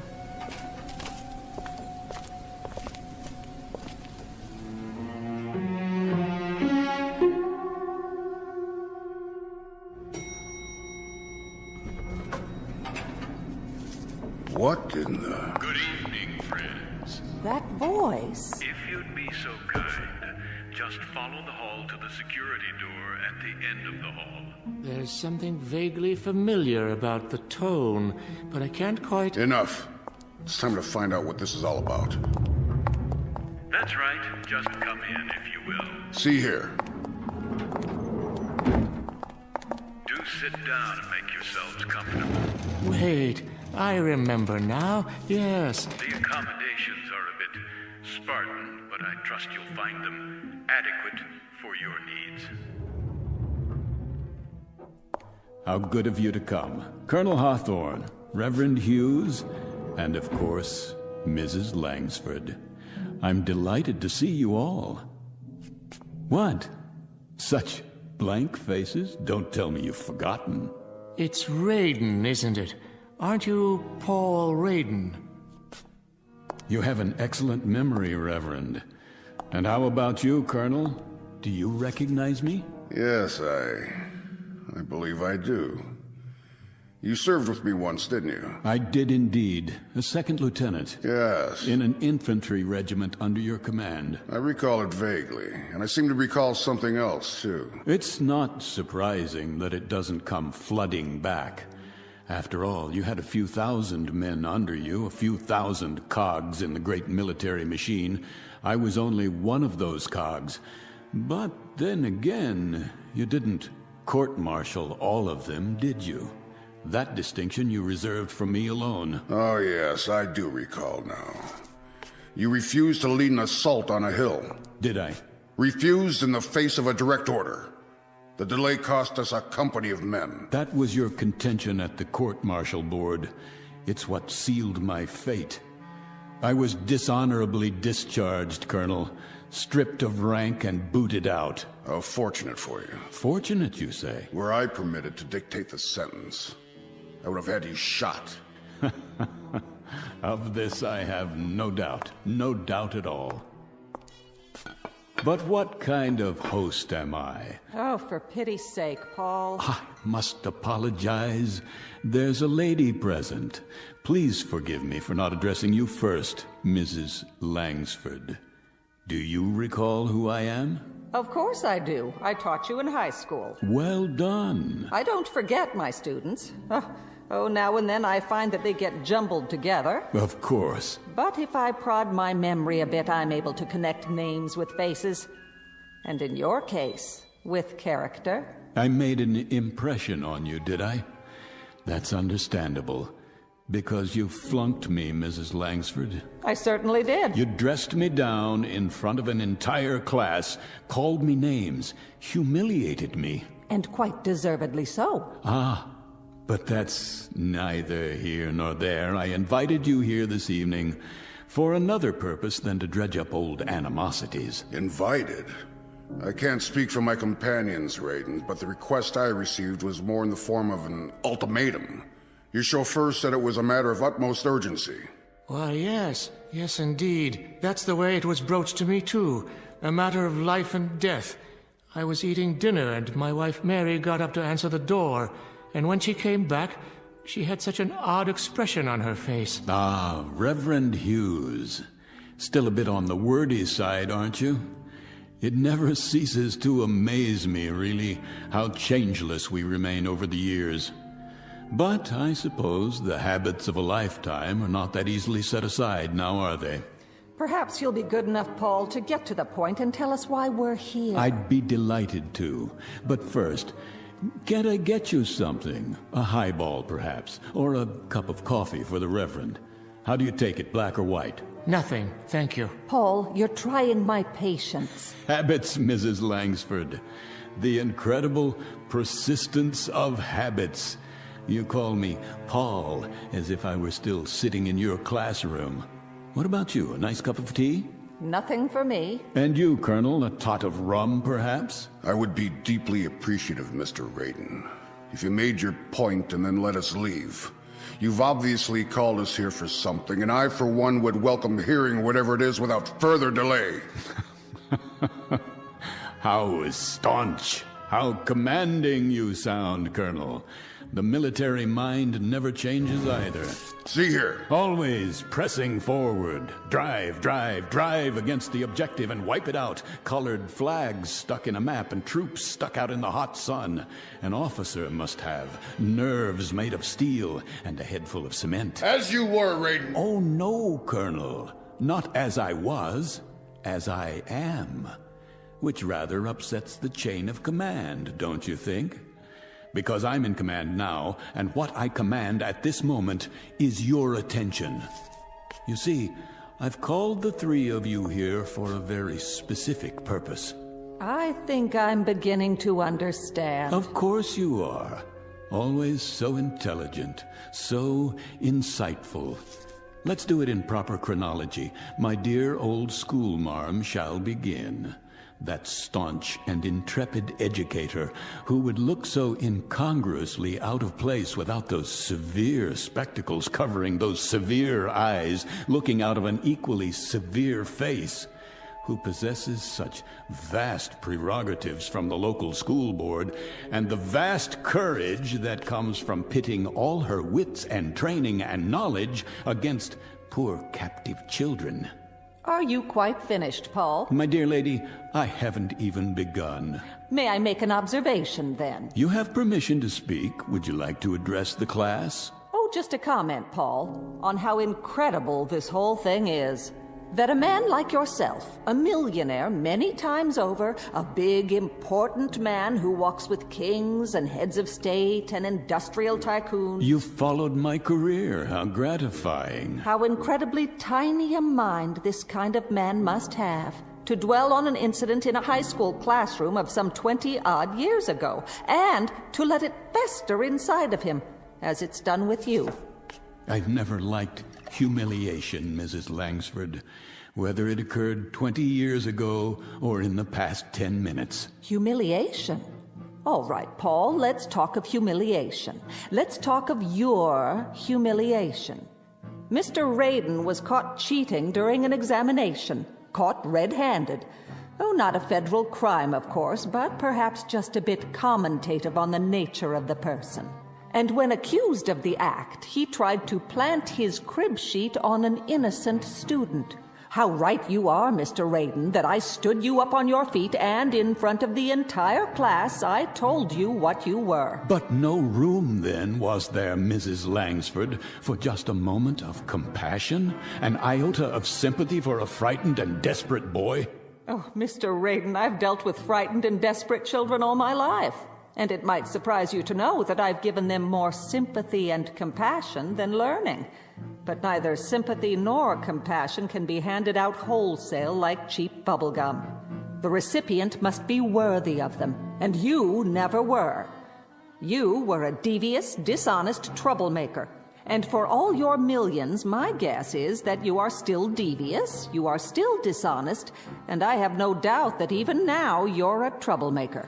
You haven't changed either, Mrs. Langsford. Mr. Raiden, after so many years, what can be gained by... A great deal can be gained, Reverend. A great deal. But surely... You can go to the devil, Reverend. Raiden! You too, Colonel. And that's not a figure of speech. Tonight, my friends, just a few short minutes from now, you all most assuredly can and will go to the devil.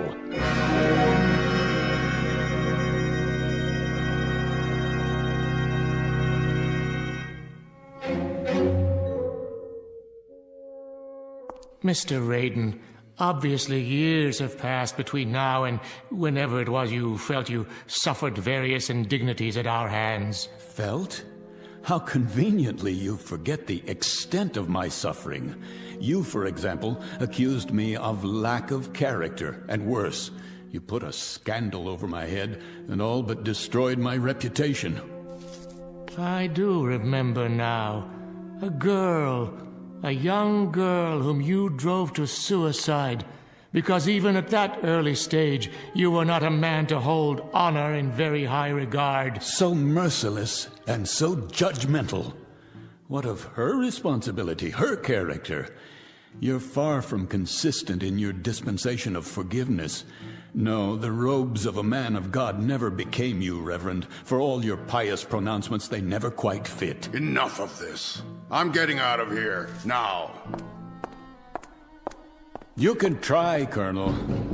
This is outrageous. Save your strength. You're going to need it. Open this door at once. The doors don't answer to your command, only to mine. They're made of solid steel. The walls are 18 inches of reinforced concrete sheathed in 6 inches of lead. I have my own generator plant, my own air system, and at the other end of the hall, a storeroom the size of a warehouse stocked with food and supplies. But in God's name, why? What are you afraid of? Afraid? Hardly. Prudent might be a more accurate word. Remember the story of the 3 little pigs, houses of straw and so forth, and only one built to withstand the blast. Blast? What blast? Colonel, you of all people should understand logistics. Does it occur to you why a man would go to all this trouble and expense? You've built what amounts to be a bunker. So I have. But we're not at war. Not at this precise moment. You're insane. Am I? This is the middle of the city. Ah, now you're getting warm, closer to the point. What are you talking about?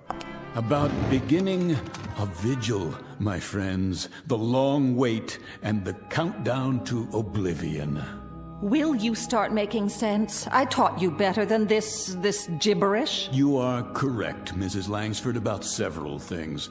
I've walked with kings and tycoons, as you so rightly perceived. I've walked with them, and more importantly, I've listened to them, to the things they have to say, the special knowledge they are able to impart because of their positions of privilege. As a result, I managed to keep abreast of the times and usually well ahead of them. The point. Patience, Reverend. I'm coming to it. You see, I know things that are going to happen. I pay informants, couriers, high-level attachés and the like for a service. Information. And I pay them quite handsomely, I might add. What sort of information? Oh, the inner workings of certain, let us say, diplomatic agencies, military installations. Information that's beyond top secret, but available if the price is right. You're engaged in espionage. Hear me out. 48 hours ago, I received a most interesting bit of news, or rather, several bits, meaningless in themselves, that together form one unavoidable conclusion, something that is known to perhaps only 6 men in the world. If you're trying to frighten us, it isn't working. Then let me give it a somewhat finer edge. This evening, this very evening, the world is coming to an end. Why, of all the... At 11:45, there will be no more city. No more country. Rubbish. Oh, it was inevitable, don't you think? After so many years, so many weapons stockpiled, someone somewhere was bound to become impatient, to finally push the button that brings us to the reward we so justly deserve. And make no mistake about it, we all do. It began when we were born into this cesspool called life. The original fall from grace, from which there is no escape. The earth is an empty graveyard waiting to be filled, and tonight it will be. What a cynical, depraved view of humanity. By 30 minutes after midnight, there will be no more humanity. It's too late to stop. Pandora's box has been opened. There's no turning back. They are going to bomb us, and we are going to bomb them. By dawn, there will be nothing left but rubble and bodies. And now, within a few moments, it begins. You'll be hearing the sirens very shortly. That's the red alert. It means their missiles are on the way. Ours will follow soon after with proper military efficiency. And you are to survive, Mr. Raiden. Is that the idea? I am to survive. As long as I stay here, 300 feet under the ground. Already buried, one might say. How about you, Reverend Hughes? Or the rest of you? Would you care to survive too? Or shall I be the only pallbearer? What? It can't be. Don't panic. This whole thing may be a hoax. Please remain seated. If you require proof, I'll turn on the radio. This is the Emergency Broadcast Network. The Office of Civil Defense has just announced a red alert. Enemy missiles are approaching the United States. Repeat, this is a red alert. Enemy missiles are approaching the United States at a high rate of speed. Arrival time is estimated at only a few minutes from now. All citizens are advised to get off the streets immediately and take cover. This is not a test. Repeat, this is not a test. The first missiles have just hit. Are we still on the air? How long do we have? Good Lord! It's actually happening. This is real, folks. This is not a test. This is real. Comments? Perhaps a little military sophistry now, Colonel. A quote from General Grant or Lee or Patton. And you, Reverend, something enriching from the gospel? Oh, my, such silence, Mrs. Langford. Nothing in that vast reservoir, that Pilgrim's Progress mind of yours to fit this situation? No mental eraser you can use to wipe out reality? I've got to get to my wife. Oh, by all means, Reverend. Certainly, get to your wife. Hold hands and die together. Take your hands off me. You turn my stomach, Reverend Hughes. You know that. Find your wife. I intend to. That's not what's on your mind. What's on your mind is what's on the Colonel's mind and the school marms over there. Your precious hide, your sanctified flesh. That's what preoccupies you at this moment. Let go of me, Mr. Raiden. If I'm to die tonight, I want to be with someone I love. Very theatrical, Reverend Hughes, but far more burlesque, I'm afraid, than legitimate theater. Kindly have the decency. Why don't you have the decency, Reverend, to depart this earth with just a fragment of the truth in your mouth? What truth? Tell me to my face that you are so scared, so miserably frightened, that you'd sell your wife by the pound if it meant your survival. Admit it. If those were the last words I ever spoke, Mr. Raiden, they would also stand as the worst falsehood I ever uttered while living. Why am I not convinced? Will you open the door, Mr. Raiden? Will you let me leave now? Take a look at the monitor first. You might want to consider what awaits you outside before you open that door. How did you know, Raiden? How could you possibly have known exactly when? What difference does it make? If we leave now, we might make it back to our homes. Highly unlikely at this point, but I suppose hope springs eternal. Oh, of course, Mrs. Langsford, back home to your aging sister, no doubt. And you, Colonel, back to the club so you could die with your cronies amid all your medals and memorabilia. Whatever we do, it's none of your concern. My dear friends, shall we drop the pretense now, this instant? Shall we all of us now dare to speak the truth? I told you how this room was constructed, steel, concrete, and lead. It is the only place where you can survive. Now, what is all this nonsense about going back to your homes? You mean to say you'd walk out of here to certain death, when by simply staying where you are, you're assured that you'll live? Are we to understand, Mr. Raiden, that you will permit us this luxury? That you will allow us to stay in your fortress? Oh, indeed. Indeed, Colonel. As a matter of fact, it's precisely why I asked you all to come. Each of you, in your own way, tried to destroy me. But I will not repay the compliment in like kind. That is to say, I won't require an eye for an eye. Nothing quite as basic, as naked as that. Then I'd be interested, Mr. Raiden. What is your price? The Colonel would be interested. I should think so. And I presume the school marm and the Reverend, too, would be interested. I submit, dear friends, that you're not just interested. It's the only single thing on God's earth that has any meaning left. How much will Raiden charge so you can stay here in safety? All right, my friends, here's the all-important price tag. The fiddler has played, and here comes the bill for the music. But be sure to listen carefully, because time is very rapidly running out.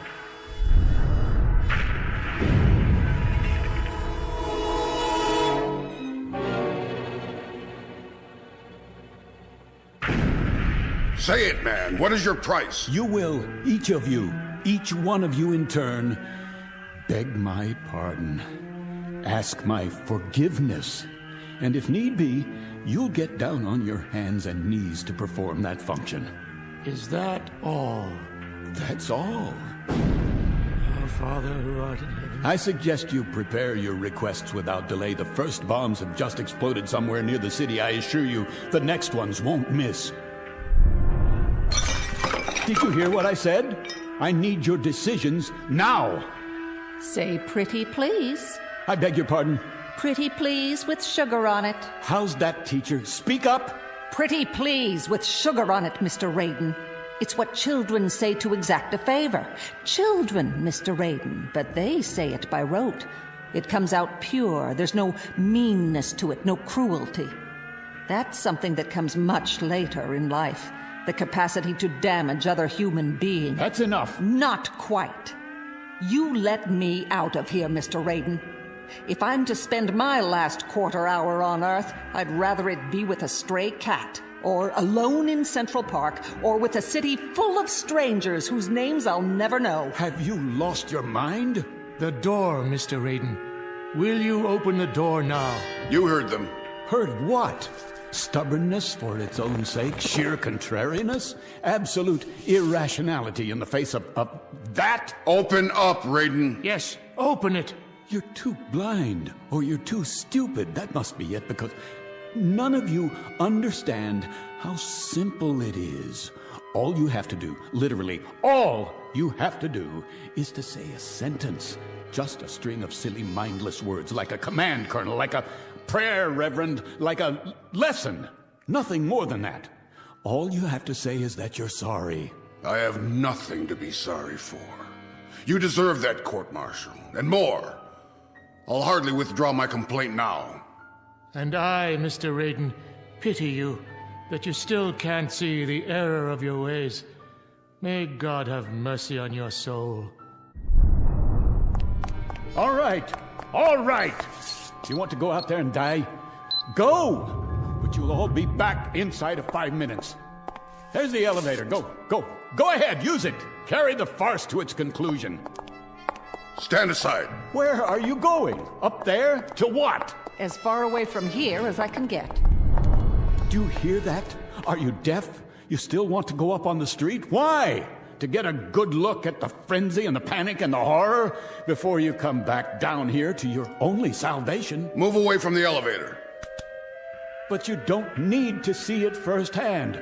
Watch it from here on the monitor.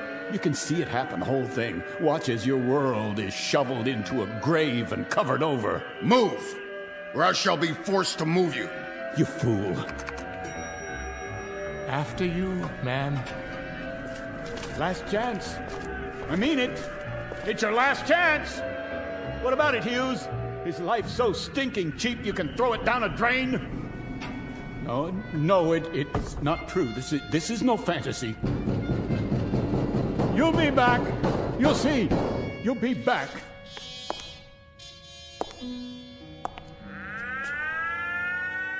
is the Emergency Broadcast Network. The Office of Civil Defense has issued a red alert. The United States is under enemy attack. The first wave of bombers and long-range missiles slipped through our defenses by unknown means and are on the approach now. Evacuation procedures are underway in all major cities. The President will make an announcement as soon as this is real, ladies and gentlemen. This is not a drill. This is not a test. This is an actual emergency. What? That's not what he's supposed to say. We interrupt our regularly scheduled programming to bring you this live coverage. Just before midnight this evening, several of the country's major population centers suffered missile attacks, resulting in severe casualties. Siege mentality. Unconfirmed report of nuclear detonations. The White House, the Midwest, the coast. We will remain on the air for as long as... What's wrong with this? Off! I want this tape off!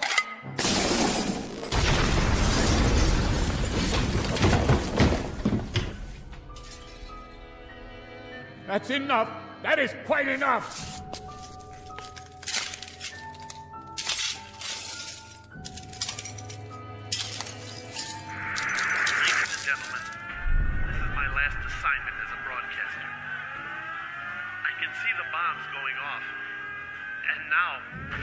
Now they're streaking down, lighting up the sky, heading directly for us. A great wind from the firestorm. If you can hear me, I want my wife and daughter to know that I love them very much. No!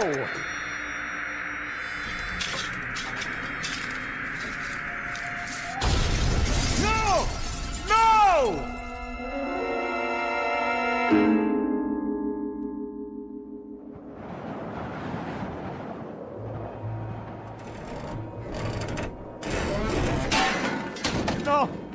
No, please. I didn't mean for it to actually happen.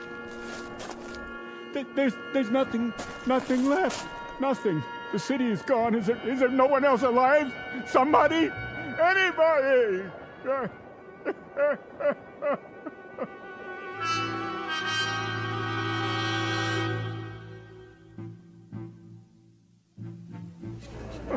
What's wrong with him? Must be drunk. Poor man, he looks crazy. Yeah, look at his eyes. What's he crying for? All right, Mac, get up. Hey, Mac, what's the matter with you?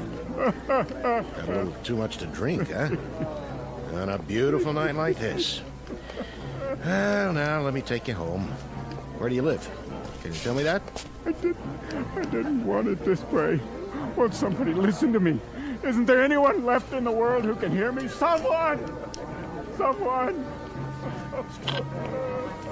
This is Saunders. I'm in front of the Raiden building. I want to send a car over here right away. Some poor devil's lying on the ground off his rocker. No ID. Yeah, it could be anybody. Yeah, okay. It's okay, Mac. Help's on the way. Now, why don't you come on over here and sit down by the fountain? That's right in front of this nice building.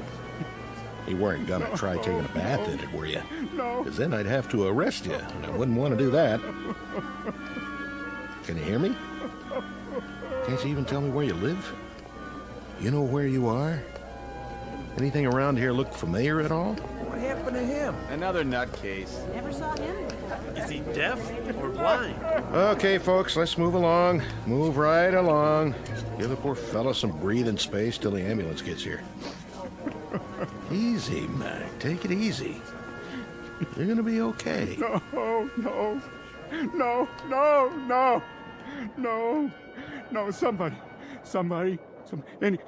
anybody. Is anybody left alive in all this rubble? Not another human being anywhere in all the world? Please. Oh, please, God, oh, please.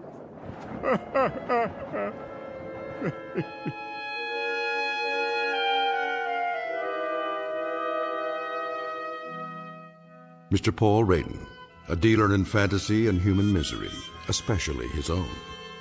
Trapped in the graveyard of his mind, and now, as it has always been for him, the only person in the world. The sole pallbearer at a funeral he alone manufactured, in a bleak and empty landscape called the Twilight Zone.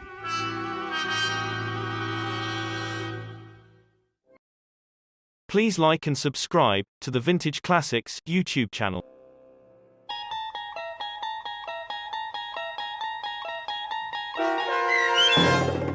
One More Pallbearer, starring Chelsea Ross, with Stacy Keach as your narrator, was adapted for radio by Dennis Etchison and based on a script by Rod Serling.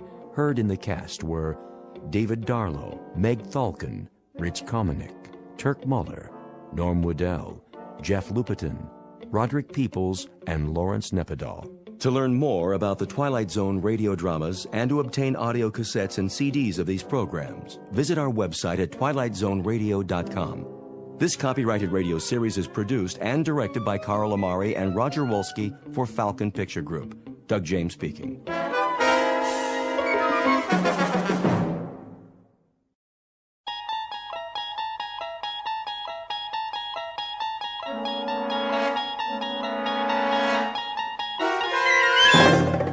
You unlock this door with the key of imagination. Beyond it is another dimension, a dimension of sound, a dimension of sight, a dimension of mind. You're moving into a land of both shadow and substance, of things and ideas. You've just crossed over into the Twilight Zone.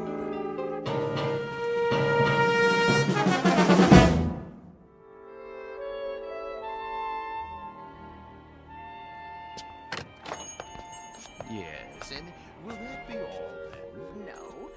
What time is it? I thought you made an appointment. I did. Oh, come on, honey.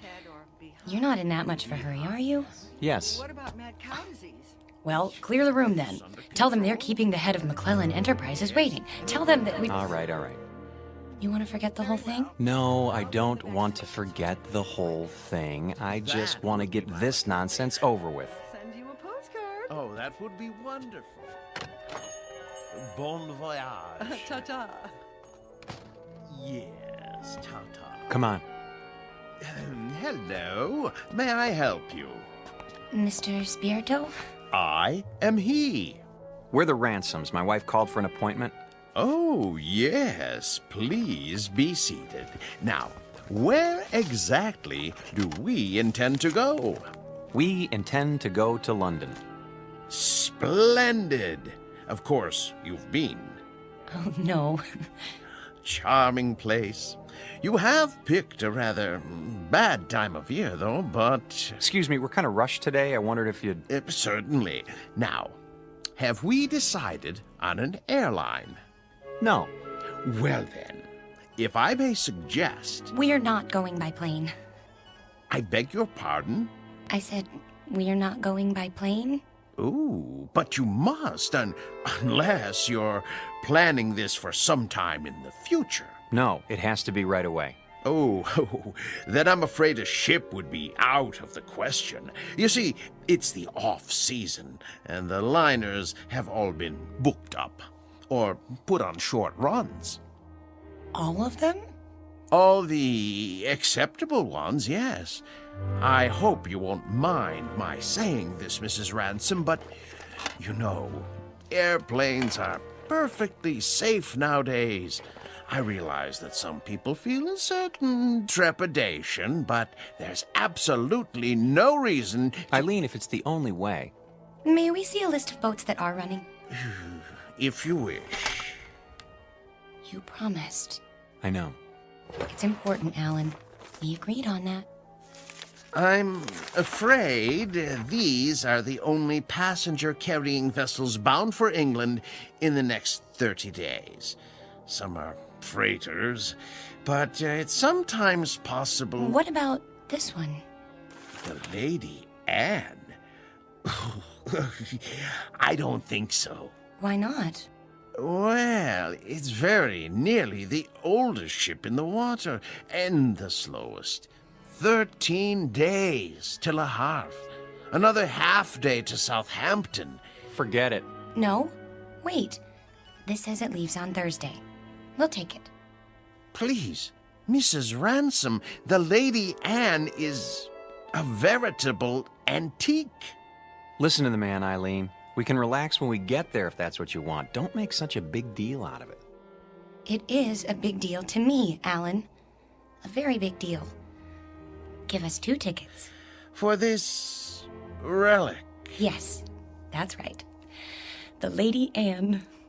Oh, very well. A few extra days won't matter, will they? I don't have anything better to do. Check okay?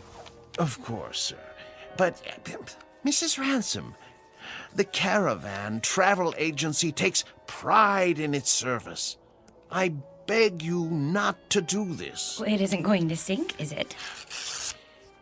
With a ship that old, you can't tell what might happen. Oh, give me that check. Here. We'll pick up the tickets. Come on, Alan. You can go back to work now. Thanks for your help, Mr. Spirito. Very well. Bon voyage.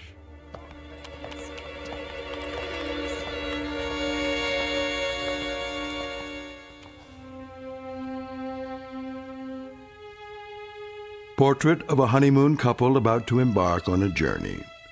Like most newlyweds, they've never traveled a great distance together, nor have they become truly acquainted. But there is a difference. These newlyweds have been married for 6 years, and they're taking this honeymoon not to start their life together, but to save it. Or so Mrs. Ransom believes. She's not sure why she insisted on an ocean liner, except that it will give them some much-needed time together, even if it is the Lady Anne. The tickets read New York to Southampton, but this old ship is bound for a very different port. Its final destination? The Twilight Zone.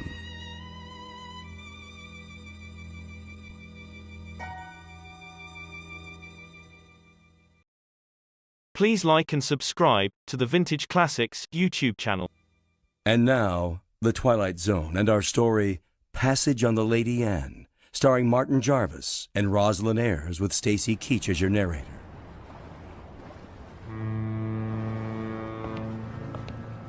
Perfect. Foggy night.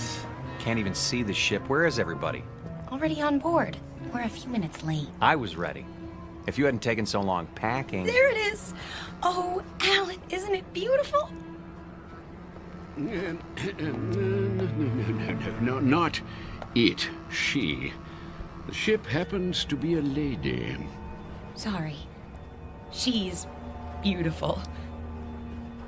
Indeed she is.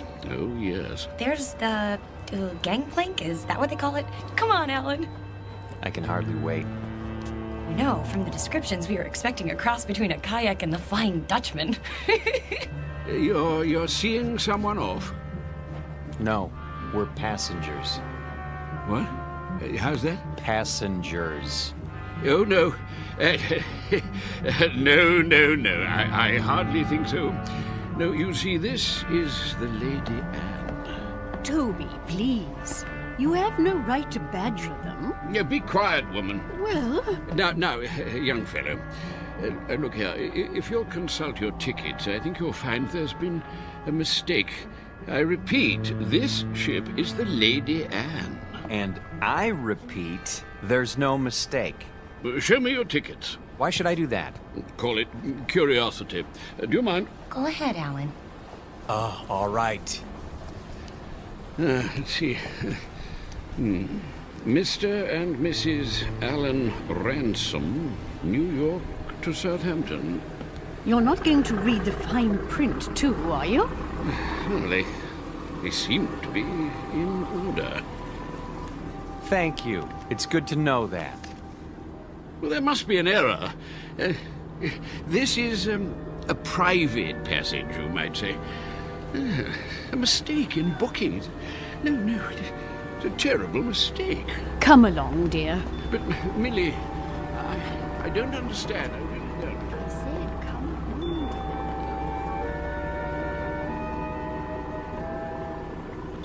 Well, I guess that's how the British say welcome aboard.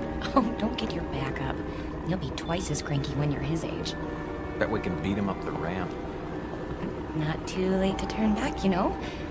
I mean, think of being cooped up with me for 14 days. I made a promise and I'm going to keep it. Isn't that good enough? Sure. Not very steady. Really gives you confidence, doesn't it? At least try to enjoy this. One moment, please. Your names? Ransom? Yes, I see it on the list. Do you want to see our tickets, too? Everything seems to be in order, sir. Stateroom 24, down that flight of stairs. Thank you.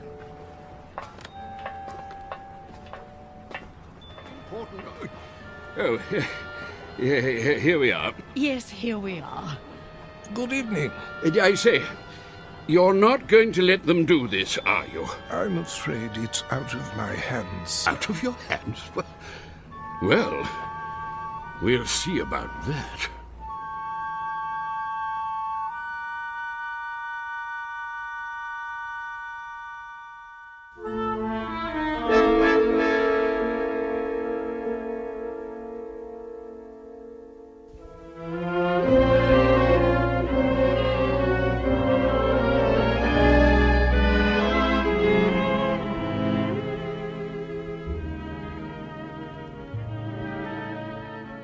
hope they got the luggage on board. It'll be waiting in our room. You'll see. It better be. We're due to take off in 10 minutes. Take off? Sail. Disimport. I think it's disembark. Right. Alan, you have to admit, it's a real showpiece. Did you notice this carpeting? And the oil paintings? And brass everywhere. Great, where's the bar? I could use a drink. Number 24. This is it. What in the... Alan, look! It's like an old-fashioned drawing room with a tapestry and gold everything. Pigeon's blood vases. I don't believe it. Are those plaster cupids on the ceiling? Oh, it's marvelous! And the canopy bed. Shaped like a swan. It's got a goose feather mattress. Oh, Alan, isn't this fabulous? It's probably the most ridiculous room in the entire world. You realize that? Probably? It is! And you actually like it. Don't you? Look at this chest. It must be 100 years old. A bowl of fresh flowers on top. And even a box of candy, shaped like a heart. At least the luggage is here. No kidding. You think we can take it for 2 weeks? I mean, with all this... There's the whistle. Come on, let's go up on deck. Why? Why? That's what you do. Haven't you seen any movies? Hurry.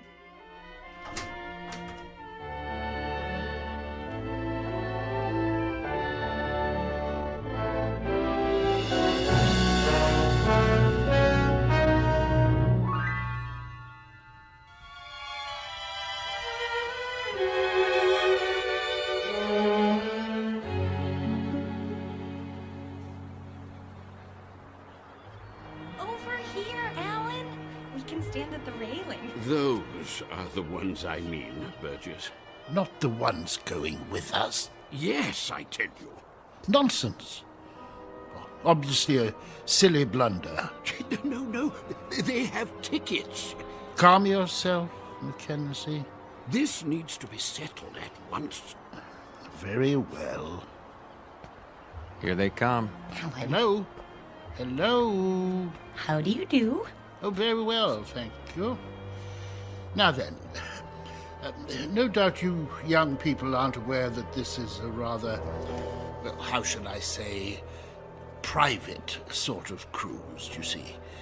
Very tight. Dear me, yes, unquestionably a slip-up on the part of the, Look, mister, we're getting a little tired of this routine. Try to understand. There hasn't been any slip-up. This is our ship, and we are sailing to England on it. Her. What did I tell you? They're determined. This is bad news. Very bad indeed. Oh, really? For you or for us? Don't argue with them, Alan. See here. Please, this may seem odd to you, but we're actually trying to be of help. Yes, exactly so. You see, there are things you don't know about this ship. Yes. But what does that mean? Well, for example, it isn't common knowledge that... Burgess. No, Mackenzie. We've got to tell them. But... this vessel is over 50 years old. We knew that. Oh, but there are other things you couldn't possibly know, because you haven't had time to look. Such as? Well, she's falling apart everywhere. The deck chairs wouldn't support the weight of a baby. Yes, that's true. And the staircase is about to collapse at any moment. And the food, food, dreadful. It's positively poisonous. Ptomaine, you know. Yes. But the worst of it is the danger at sea. Those boilers, not to be trusted. They've been ready to burst for years. Oh, yes, for years. So you can see how impractical the whole idea is. There's just one thing. Yes? If it's such an awful, dangerous ship, what are you doing on it? What? Oh. Yeah, well, We're old. And eccentric. Well, yes. Well, we're young and eccentric. We like impractical things, the challenge and all. Besides, we think it's an absolutely charming boat. Last warning. They'll be pulling away the gangplank at any moment. Look, you'll be quite bored. We never get bored. Do we, Alan? Nope, not at our age. You're sick, then. Yes, you'll get sick. No stabilizers. She rides like a washing machine, I can tell you. Sounds like fun. I think I've heard about enough. Wait. I have my checkbook. What's that for? I am prepared to pay you double the amount of your tickets. This is ridiculous. No, I want to hear it. Pay us to do what? If you will abandon your plans, I'm sure you'll find another booking, something more suitable. That's a very generous offer. Yes, very much more suitable. Alan, you're not considering it, are you? Well, what do you say? Not a chance. Triple the amount, then. Yes, triple. No. Very well. I am forced to extremes. Sir, madam, if you will leave the Lady Anne at once, I will give you the equivalent of, let me see, 50,000 American dollars. 50,000 American dollars. Yes, which I will match. Well, I haven't got to go on me, but making it a total of 100,000. Yes, 100,000. Well. You're talking my language now, gentlemen. Alan? Let's say pounds sterling, shall we? In pounds? Or better yet, an even $250,000 U.S. currency will be fine. No, that amount is completely unreasonable. I'm sorry. No. In that case... But... Sorry. Let's go, honey. You must reconsider. You don't understand the implications. Look, fella. Ever since we picked this tub, people have been doing their best to discourage us. I don't know why, and I don't care. But if you're worried about brash Americans crashing your cozy little tea party... No, it isn't that at all. Forget it. From now on, leave us alone. I'm proud of you. Thought I'd take the money, didn't you? Well, for a minute there, I didn't know. Oh, look! We're moving! Off to a great start. I could use that drink now. Me too.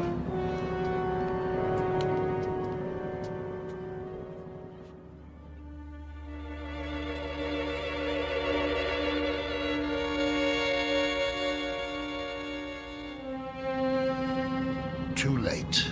We did our best. We should have tried harder.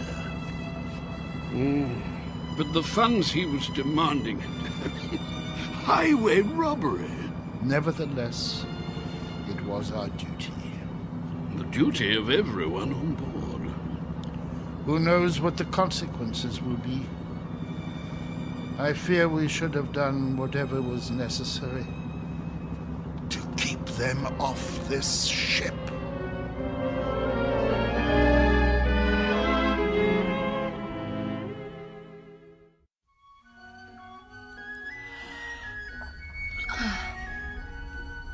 Alan? Yes? You're already dressed. Why are you up so early? It's almost 11.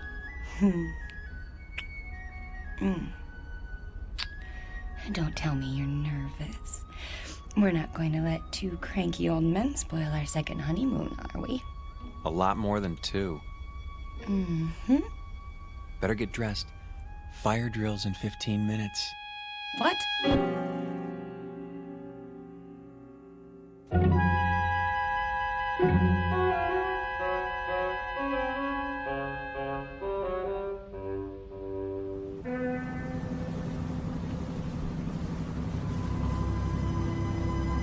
Honestly, you could at least tell me what this is all about.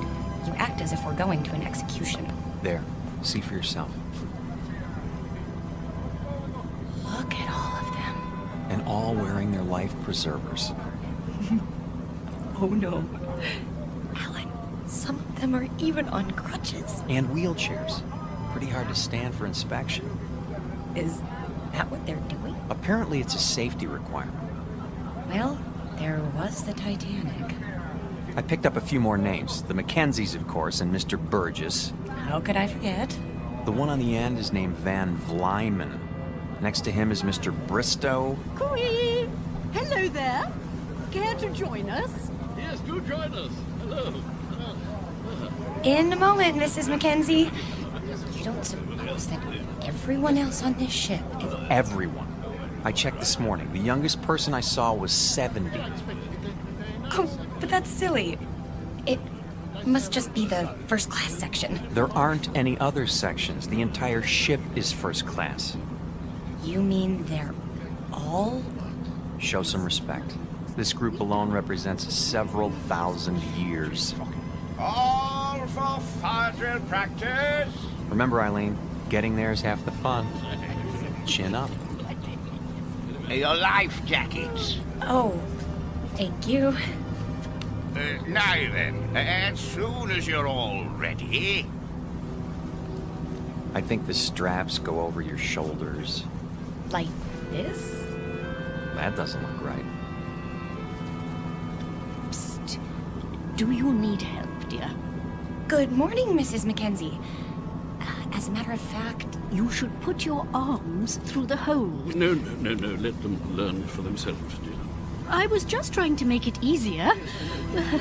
See you later, then. Yes. Do the best you can. We look like a couple of clowns at a funeral. Now then, in the event the balloon should go up, the alarm will sound. Proceed to the Imperial deck in a calm, orderly fashion and await further instructions. The groups will be divided in the following manner. Group A, Mr. and Mrs. Huntley Small, Mr. and Mrs. Mackenzie, and Mrs. Scott Aylesbury.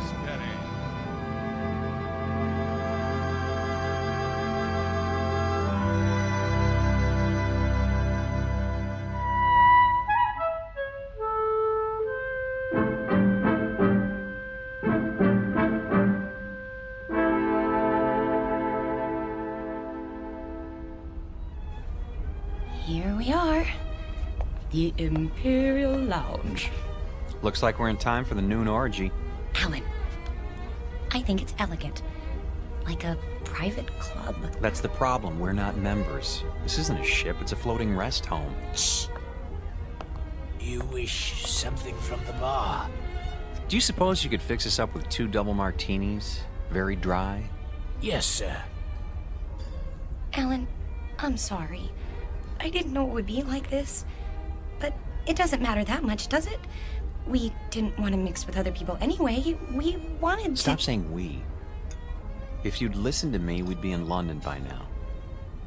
And you'd be in a business meeting. Not necessarily. Yes. And it would be the same the next day and the next and... Oh, Alan, that's what this is all about. Don't you see? Your drinks. Thank you. Look, I know you've been unhappy, but do you think I enjoy working 28 hours a day? It comes down to the same thing, doesn't it? We never see each other. We never talk, or... I told you, after I close this deal, I'm going to start taking it easy. Which is what you said 2 years ago. You closed that deal, but it didn't make any difference. There were more deals. There'll always be more deals. Because that's all that matters to you now, isn't it? Bartender, another. Yes, ma'am. Try to control yourself. I have been controlling myself for 6 years, and I'm tired of it. I am tired of begging for little bits of your time.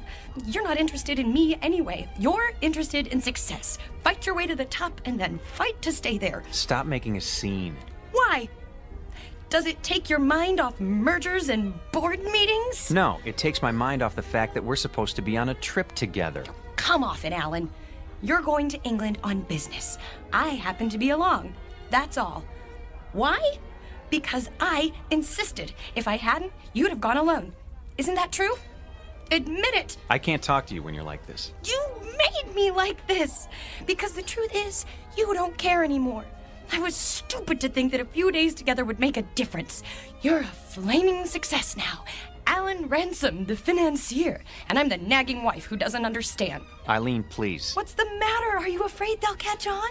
Don't worry. They think we're a happy couple, made for each other. Shut up. Yes, sir. Well, when this tub finally gets there, you can relax. Because I'll be leaving. That might be a good idea. Oh, it is. You'll have all those nice deals to keep you warm with no silly woman around. It should be marvelous. It will be. For now, I'll be on deck reading the Financial Times. Here's for the drinks.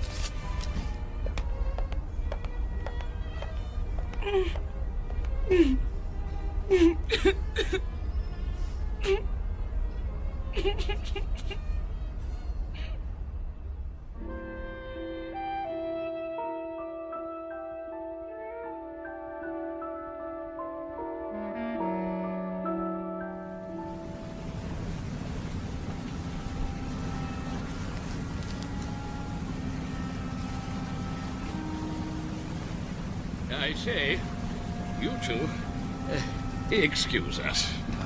Not you again. Well, yes. Well, not really. How do you do, dear? Nice to see you, Mrs. Mackenzie. If you don't mind, I'm trying to read the paper. My wife, Millie, yes. Well, I say my wife, I mean we would very much like you to join us for tea, if you'd be so kind. Because I'm wearing my tweed jacket? Hmm? No. Tweed jacket, I see. That's I think we're very British. No, we simply want to chat. Is it a date, then? I don't... We'd be delighted. In about an hour? Yes, in the Imperial Lounge. I'll see you there. And thank you. Not at all. An hour, then. Jolly good. Looking forward. Why did you do that? Because you and I don't have anything more to say to each other. You know it's true. We're finished. But you said it yourself. We're stuck here. So we might as well call a truce for now and make the best of it. Agreed.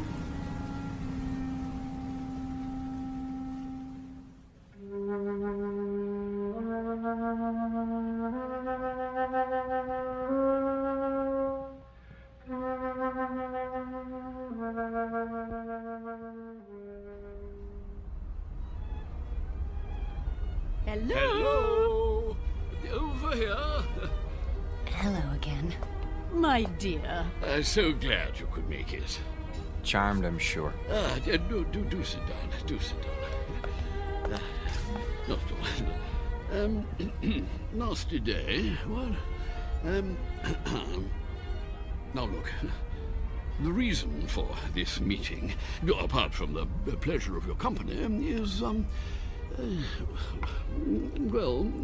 Go ahead, Toby. Yes, thank you. Millie, my wife, Millie pointed out that we've all been, well, something less than hospitable to you, if not rude. And so I expect I ought to apologize. And do you? Oh, yes, most sincerely. But you see, there is something more important. Good news, in fact. Yes, we've been talking the whole thing over, and we've decided that you won't have to leave the ship after all. We won't? Say, that is good news. We were afraid we were going to have to swim back, and it's had us sick with worry. Really? No. I see. I see. Very good.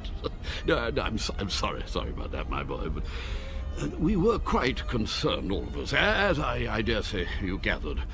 You see, it simply hadn't occurred to us that an outsider would ever want to travel on the Lady.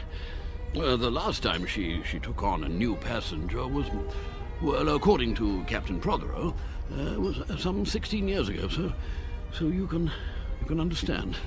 Yeah, but never mind that. It's all settled now. What's all settled, Mr. Mackenzie? Oh, no, we'll get to that in good time. You simply must forgive us. We can't have been very good company so far. Well, frankly. Yeah, the point is, we spent a good many fine hours, Millie and I, my wife Millie, on this old, scow. And when we heard they were going to retire her, well, it seemed right somehow that we should join her on her last return voyage. Yeah, absolutely. And the same is true of the others. Yeah, well, the other people. Yeah, and that's what accounts for the number of senior parties aboard. We didn't understand. No. And you still don't, really. More tea? It's quite bracing. Yeah, I go. There's one thing that hasn't changed. Yes, tea is still the best in the world. What about the others, Mr. Mackenzie? What, the others? Oh, yeah, yes, like us, as I said. Sentiment, you know. Of course they know, Toby. Why else would they have chosen the Lady Anne? Yes, that's true. Our story isn't so different, I guess. My husband and I had never really been alone in 6 years. Excuse me. I'm going to get us a drink. Scotch all around? Oh, yeah, well, splendid. Thank you. He's embarrassed, isn't he? I seem to be doing that to him all the time now. You were saying the two of you hadn't been alone? Well, he's a busy man. You get wrapped up in things if you want to be the best, and I don't know. When I heard he was going on a business trip to England, I made him promise to take me. But that doesn't explain the Lady Anne. No. No, I suppose it doesn't. Mostly it was the time. More days together. And, well, it just seemed kind of special. Oh, my dear, the Lady Anne is special. Very special. More special, I should say, than either you or your husband could imagine. You see, this is the ship Toby and I sailed on when we were married, which would be 53 years ago. 52. Yeah, she was a splendid thing then. Yeah, the ship, I mean. No. Oh, Toby, really? I thought you told us it was an old rust bucket. Not it. She, yes. Oh, I should have been struck down by lightning for such a fearful lie. Mrs. Ransom, mark this. The Lady Anne was the finest ship that ever crossed the sea. Queen of the fleet, she was. Oh, yes, indeed. Is, Mackenzie, is. No other ship can touch her. Quite right. Sit down, Burgess. This is an old companion of mine, Ian Burgess, Mrs. Ransom. Ah, yes. Congratulations. I don't follow. I hear there's been a decision made in your favor. Not now. Nonsense. Quite a relief, I must say. What is? Why, what else?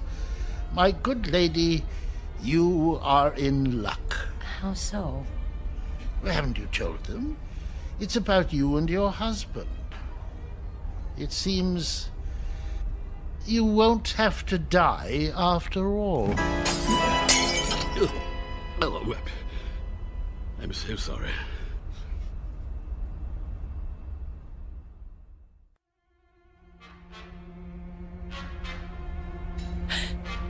What did you say? He said you won't have to die after all. Of boredom, he means. Well, don't stand there like a ninny, Ian, tea all over you. Yeah, but sit down, sit down. Yes, to be sure. Sorry, I seem to have spilled my tea. Yeah, well, you see, Mrs. R., she was the only one of her kind, specialized in honeymooners. That was her freight then, yes. Oh, yes. Young people in love. Ah, marvelous. The drinks. Ah, yes. You see, that's what makes your presence so... Sweet? No. Well, it was that. It certainly was that. Young married couples, you see, that's all you'd ever see. Full of juice and the moon in their eyes. All those children trying to act grown up and worldly and used to it. And everyone as nervous as a mouse. Yes. But that sort of thing, it lasted for only a few days. The Lady Anne gave them time to know each other. Oh, she was a wise ship. Cheers. Cheers. Cheers. Everything was arranged for young people. Love has its own point of view, you know. It sees things larger than life. Nothing is too ornate or too fancy or too dramatic. If it is a good love, it demands the theatrical and then transfigures it, turns the grotesque into the lovely, as a child does. With it, we can see what we wish to see in people. Without it, we cannot see at all. We can search forever. How a shipping line ever found that vision, I cannot imagine. But they made the Lady Anne into an enchanted gondola and took that moment of happiness and pure sweet pain all lovers have and made the moment live for 2 unspeakably pleasant weeks. Well, they get the drift, my dear. There's no need to go gooey. But I feel gooey. The same is true for all of us, actually. Bolshia Jones and his wife over there, the bald chap, engineer in his day and a good one. The Whiteways. Next to them, Lord Bristow with his cigar. Nice enough, but he's getting on. And there's old Champion. Innes Champion, the writer, adventure stories, that sort of thing. Quite a droll fellow, though you wouldn't guess it now. Widower, you know. Aye, and his wife. There was a wild thing. She passed on in... Oh, can't be sure of the date. What about you, Mr. Burgess? The same. We'd planned this trip together, but... Have you a picture? In my breast pocket, over my heart. She's very beautiful. Ah. Oh, my dear, please. This is purely temporary. I shall be with her soon. I'm so sorry. Oh, there, dear. It's all right. None of it really matters if you're in love. You are in love, aren't you, Mr. Ransom? Yes, of course. Well, that's the only thing that counts, you know. Everything else perishes. Now you've made her cry. Oh, perfectly all right. I cry all the time, don't I, Toby? All the time. Well, I don't. Why don't you two go out and get some fresh air? Do you good. Fog or no fog. That might be a good idea. Yes. We'll see you later. Of course you will.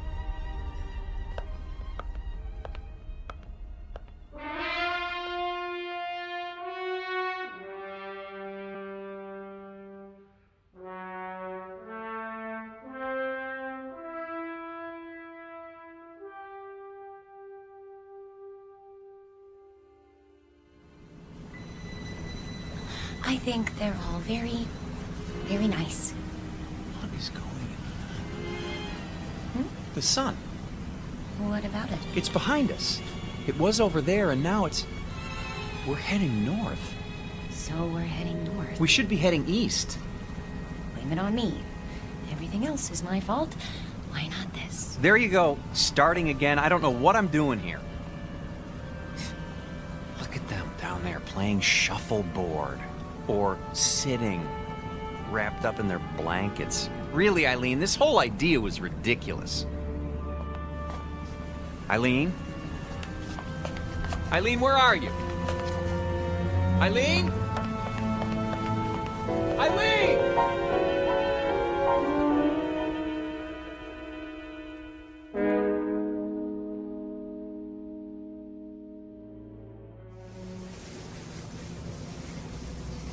I thought you did get rather gooey there, my dear, but you know, I rather liked it.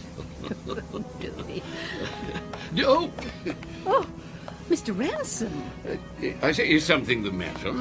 I can't find my wife. We were standing over there at the rail. She was right behind me. You don't think anything could have happened to her, do you? Oh, I doubt that. It's rather difficult to fall overboard. Oh, yes, yes. Eileen! Eileen! Eileen! Eileen! Eileen? Stuart, have you seen my wife? No, sir, but I wouldn't worry. I want this ship searched. I'll take the liberty of alerting the crew. Have you tried the library?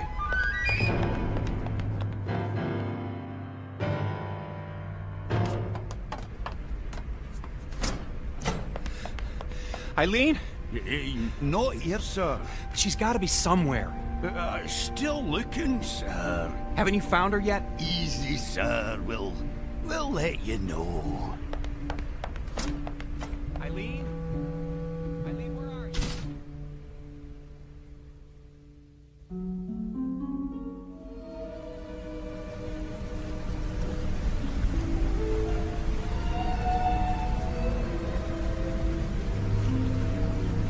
I say, not turned up yet? No, I searched everywhere. She'll turn up. Have a nip with me. Come on, boy. Let's go inside. Yeah, maybe she's inside. Come on. Let's go into the Imperial Lounge, what?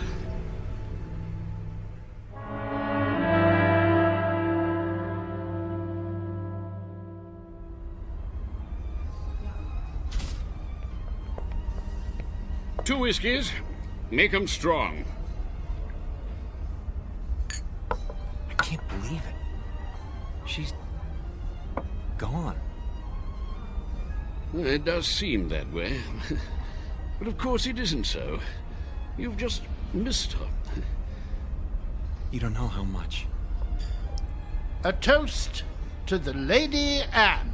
Here, here. Oh, yes. Here. The Lady Anne. Yes. It's a pity. What's going to happen? A crime. An evil, black-hearted crime. Easy, Burgess, easy. Easy? Gad, they want to scrap the lady. Outlived her usefulness. Nonsense. A little slow, perhaps. Speed. That's all that counts now. Why? What's the rush, eh, Ransom? I see your point. Freddie, another gin. That's the state of the world today. It's a plot, doubtless of communist origin. Who wound him up?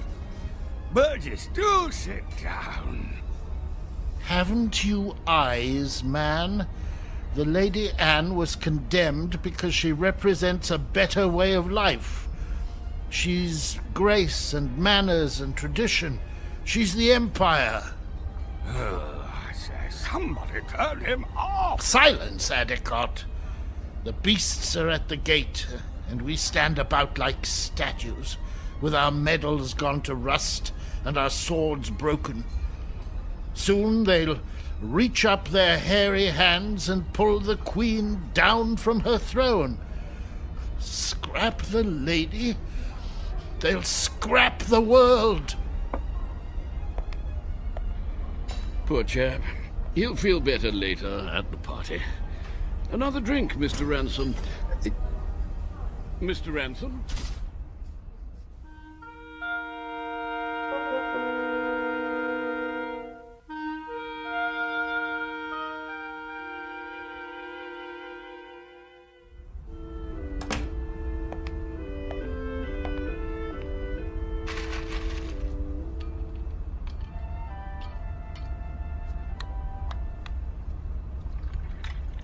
Pour me one, too. Honey, where have you been? I decided to take a nap on our swan bed. You mean you were here all the time? But I've been searching for you. I'm here. I've always been here. Oh, Eileen. Are you drunk? Maybe so, or maybe this is the first time in 6 years that I've been sober. What's that you're wearing? The nightgown? Oh, Mrs. Mackenzie gave it to me. She wore it on her honeymoon. It's beautiful. You're beautiful. This whole stupid world is beautiful. What happened to you? I don't know.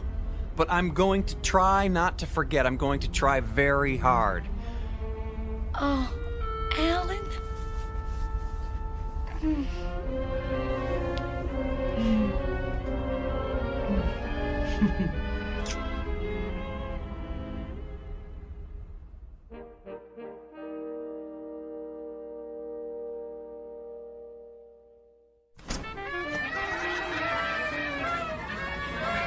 Will you look at all this? Balloons, ribbons. Over here! Join us, please. Mrs. Mackenzie! Come on, drink up. The champagne's getting warm. Well, you found her. Oh, you're as bad as Alan. I think we'd like you to meet Captain Prothero. Mr. and Mrs. Ransom. Happy to meet you, sir. My pleasure. You've had a pleasant voyage, I trust. Oh, yes. We're grateful to be a part of it. Indeed. Your presence has been good for us as well. You packed your things? Shh. They don't know yet. Oh, well, I suppose it doesn't matter. Know what? Nothing important. If you'll excuse me, I have to make some preparations. Be back shortly. You look positively radiant, my dear. The Lady Anne has worked her magic on you. She... and you. All of you. I'd forgotten some things. How to relax. I was so busy, I lost sight of what's important. It won't happen again. I say, let's drink to that.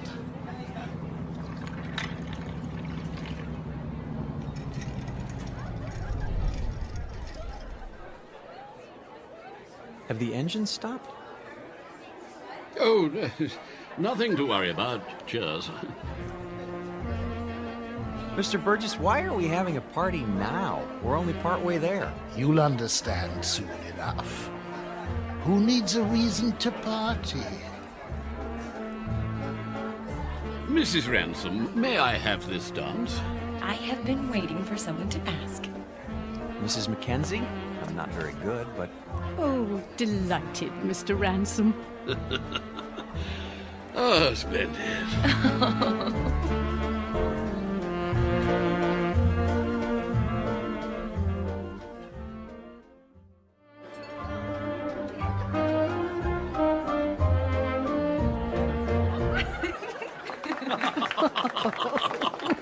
Oh, very nice. Well, I see they haven't gotten them fixed. What? The engines. The engines? Oh, there's nothing wrong with the engines. Ready now? Your luggage has been collected. Luggage? Really? Should have told them. Didn't want to spoil the party. Excuse me, but what are you talking about? Why should our luggage be moved? Because, my friends, we're putting you off the ship. You're what? Are we in trouble? No, nothing like that. They'll come to understand.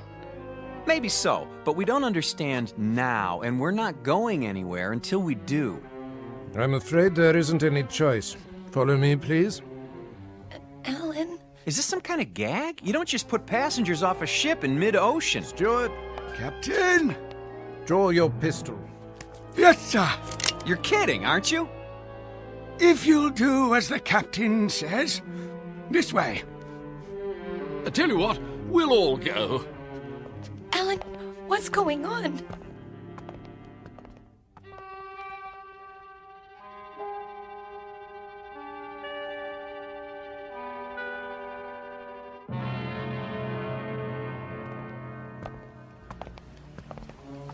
You can't be serious.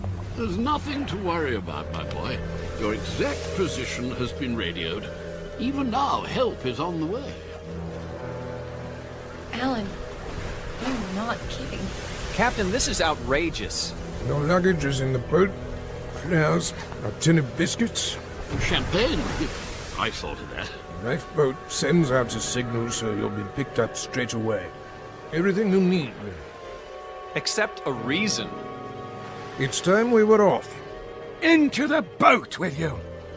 No, please, But why? Is it something we've done? Not a bit of it.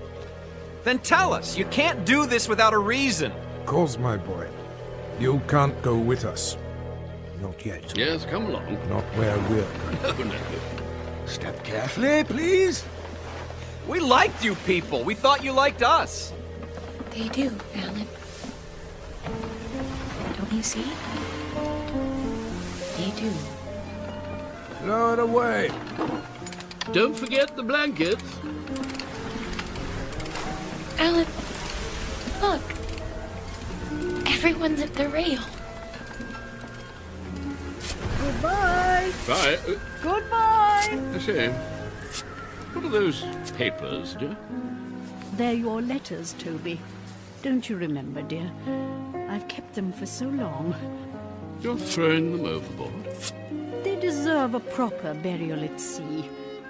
I won't be needing them now, will I? No, dear. Not anymore. Listen, the engines are starting again. They're moving. So are we.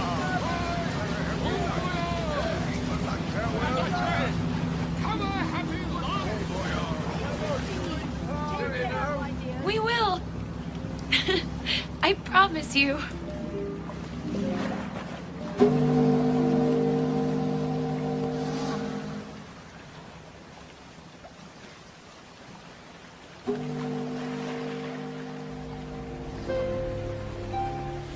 Here's a blanket. I don't need it. Aren't you cold, darling? Not with your arms around me. I don't think I've ever felt so warm in my life.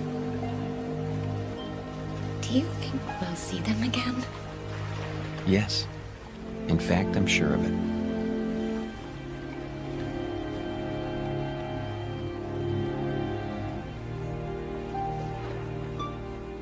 Lady Anne never reached port. The ransoms were picked up by a cutter a few hours later, just as the captain promised. They searched the newspapers but found no mention of the Lady Anne. The ship, with all its crew and passengers, went down in the mid-Atlantic, or so it was said. But Alan and Eileen knew better. They knew it had sailed on to a better port, its final destination on a distant shore called the Twilight Zone.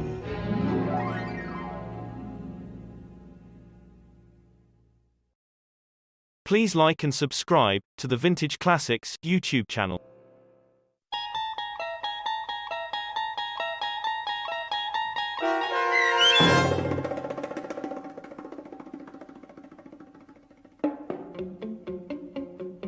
Passage on the Lady Anne, starring Martin Jarvis and Rosalind Ayres, with Stacy Keach as your narrator, was adapted for radio by Dennis Etchison and written for The Twilight Zone by Charles Beaumont. Heard in the cast were David Pasquesi, Anne Somerville, Jim McCants, Joby Cerny, Eleanor Weingart, Martin Astrop, and Nick Ruddle.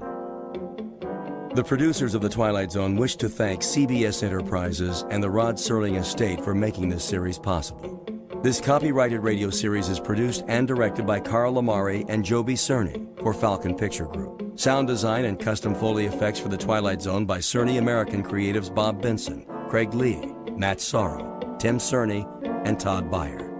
To learn more about the Twilight Zone radio dramas and to contact us, visit our official website at twilightzoneradio.com. This is Doug James speaking.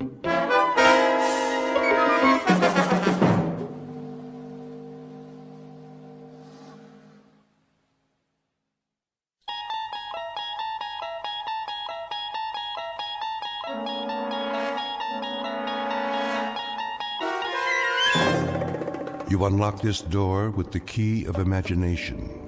Beyond it is another dimension, a dimension of sound, a dimension of sight, a dimension of mind.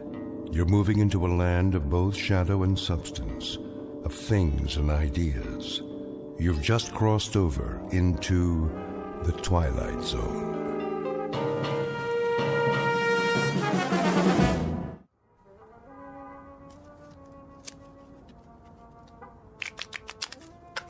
Time to feed the kitty. I've been feeding it all night. Yeah, that baby's hungry. Let's go, boys.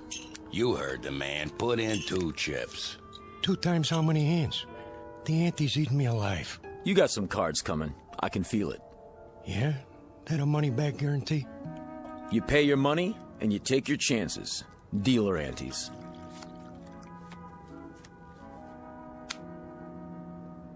Let's go, Johnny. I gotta give it some thought. My stack's getting pretty low. Look at who's sitting this one out. That right, Johnny? I'm thinking.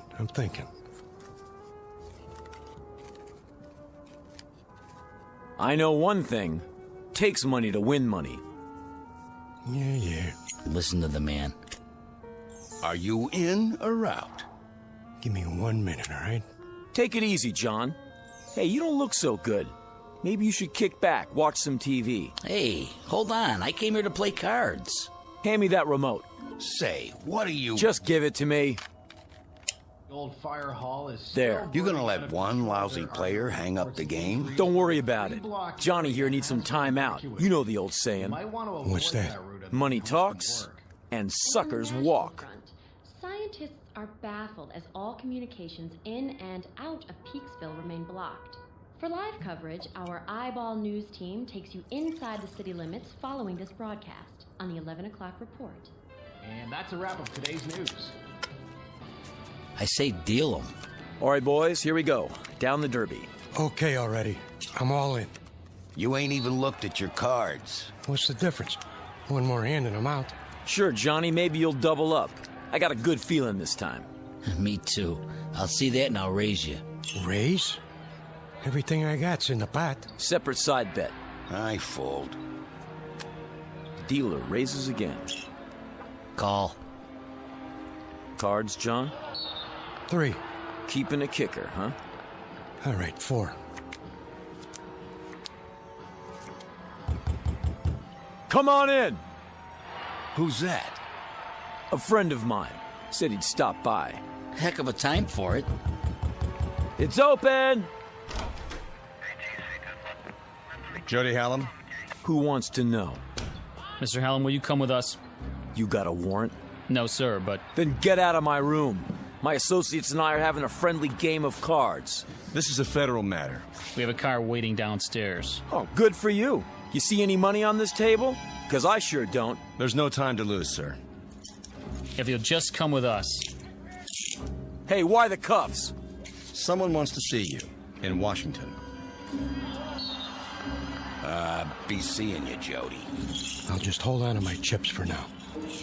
Let me call my lawyer. No need for that. What's this all about? A matter of national security, sir. You might say a matter of life and death. Excuse me, gentlemen, if you don't mind. We'll just fast forward out of here. Hey, will somebody tell me what this is all about? Winning lottery numbers coming up, but first the news. In world news, the asteroid known as Wanderer continues on a path toward our solar system, but there's no cause for alarm. Scientists say it will miss Earth by several million miles. Repeat, Despite rumors, there is no danger. Wanderer poses no threat to our world. And now, here's a handy household hint from our home economist. Portrait of a man who has just been granted a reprieve. Not from a card game, because it's a sure bet he would have won, given his considerable skill as a dealer. No, the two men in gray suits have saved him from almost certain deaths. His name? Jody Hallam, a gambler and con man who lives by his wits, and wants above all else to go on living. At the moment, the odds still look good for Mr. Hallam, but he is about to discover that the laws of chance don't always apply in the Twilight Zone. And now, The Twilight Zone and our story, Pattern for Doomsday, starring Henry Rollins, with Stacy Keach as your narrator. And I can tell you that its progress has been closely watched for the past month, as is the case with all unidentified objects sighted in space. May we have the slide, please? Excuse me, General? Yes? The eighth man, he's here. Showman? Yes, sir. Has he been briefed? Just the basics on the way over. I'll handle it from here. Mr. Hallam, have a seat at the end of the table. Well, aren't you going to introduce me to everybody?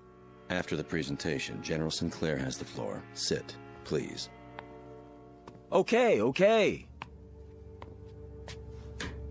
Now then, slide, please. This is a routine photo from the 200-inch Hale telescope on Mount Palomar. Must be some camera. Shh. I don't see anything. Let me use the pointer. That short white line in the star field is the first picture we have of Wanderer. May I ask a question? Dr. Conrad, is it? Yes. When exactly was this taken? A little over a month ago. October 3rd, to be exact.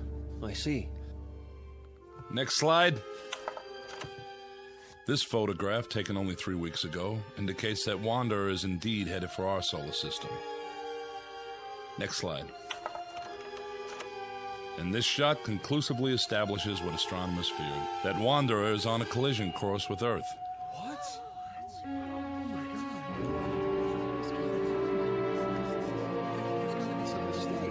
Next. This picture from 2 days ago allows astronomers to accurately measure Wanderer. It is about 2,000 miles in diameter, a little less than our moon. May we have the lights, please? Hey, General, is this on the level? I wish I could report otherwise. The fact is, the time of collision is now 53 hours and 40 minutes. Couldn't we blast it with an H-bomb or something? I saw that in a movie one time. Efforts are underway to destroy or deflect the asteroid, but unfortunately there isn't much hope for success. General, if, as you say, astronomers have known about it for some time, why is it that the public hasn't been told the truth? To begin evacuating the cities, for example. To avoid panic. Virtually all heads of state are in agreement. And the damage is projected to be so widespread that there's no longer any point. But what about us? Why were we dragged here if this thing's gonna hit in a couple of days? And I thought I was washed up. Now I find out the whole world's done for. What do you expect us to do, General? Most of us are ordinary citizens. Mr. President. Please remain seated. Have you finished your briefing? I have, sir. I wanted to meet you all personally. It's a great service you're about to perform for your country and for the world. I don't like the sound of that. He's not as tall as he looks on TV. Please, hold your questions. That's all right, General. They're about as confused as the rest of us. I'll get to the point. Out of the entire population, you 8 people are among a very few to be made aware of the situation. Let me tell you why. I can handle that part if you like, Mr. President. No, they deserve to hear it from me. I'm the one who signed the order. It's taken 10 years for the United States to build its first nuclear-powered spaceship, the Varuna 1. It was intended for the exploration of space. That ship now stands on a launching pad in New Mexico, ready for its first and last mission, that of transporting human life to a new planet, to grow and multiply. To put it simply, you have been selected to represent the future of the human race. Then we're really in trouble. You can say that again. Is he serious? That's crazy. Why us? Know that in you rests the heritage of all humanity. Our prayers go with you. Good luck and Godspeed. We're really grateful. Thank you, sir. Are you the psychologist? Dr. Russell Conrad, Denver, Colorado. I'd like to shake all of your hands. Francie Blaze, Los Angeles. I, entertain. Pleased to meet you. Jody Hallam, Mr. President. I'm from Chicago. I guess you could say I'm a speculator. I see. Regina Walsh, Kansas City, Missouri. I'm a singer. Or I was. Is that right? D. Clark, Spokane, Washington, bacteriologist. How do you do? Philip Jewell, New York City. Mr. President, I'm not sure I approve of all this. I don't understand. You're Dr. Jewell? Yes. I've read several of your books on philosophy. Thank you. But about what's happening here... General Sinclair will fill you in on the details, Doctor. Lily Wong, San Francisco. I am an artist. Hello. Harvey Winterroth, Traverse City, Michigan, and just an auto mechanic. Don't say that. You all have very valuable skills, chosen to complement each other. Believe me, the hopes and aspirations of the world go with each and every one of you. Try to bear that in mind. And now, goodbye, and good luck. Thank you for taking the time, sir.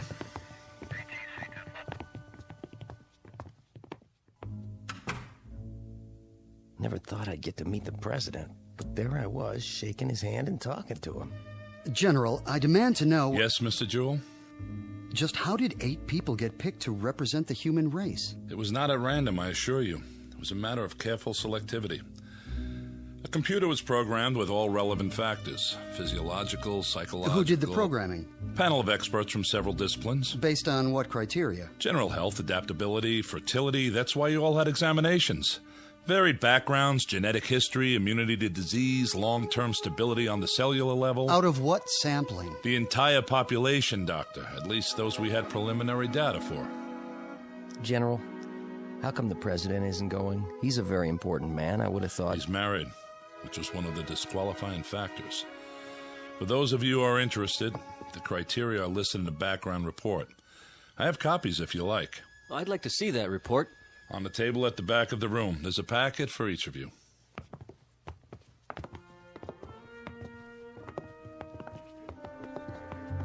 Look at me. What a mess.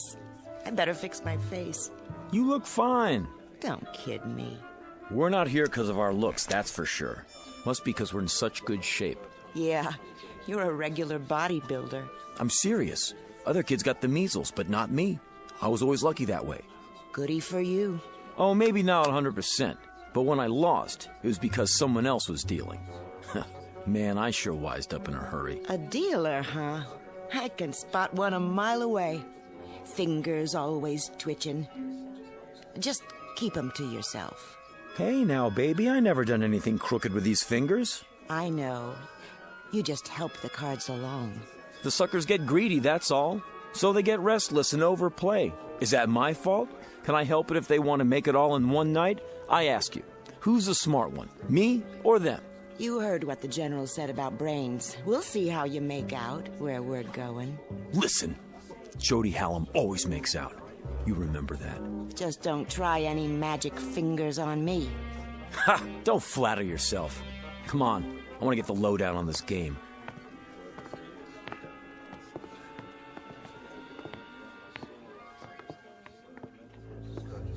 After that, it was all entered into the memory banks. The results were collated and sorted until we had it down to this number. Ah, so we have a machine to blame for being here. Blame? You should be happy the machine picked you. Should I? Then why do I feel as if I'm deserting humanity in its hour of need? General, How soon will the Varuna leave Earth? In less than 24 hours, we will all be flown to the launch point. What about food on the ship? It will be stocked with bread, soup, meats, even ice cream, in a concentrated form. Enough for a lifetime if necessary. You won't be hungry. How can they get that much chow on one ship? It will be made from continuously harvested tanks of chlorella, a fast-growing, single-celled plant.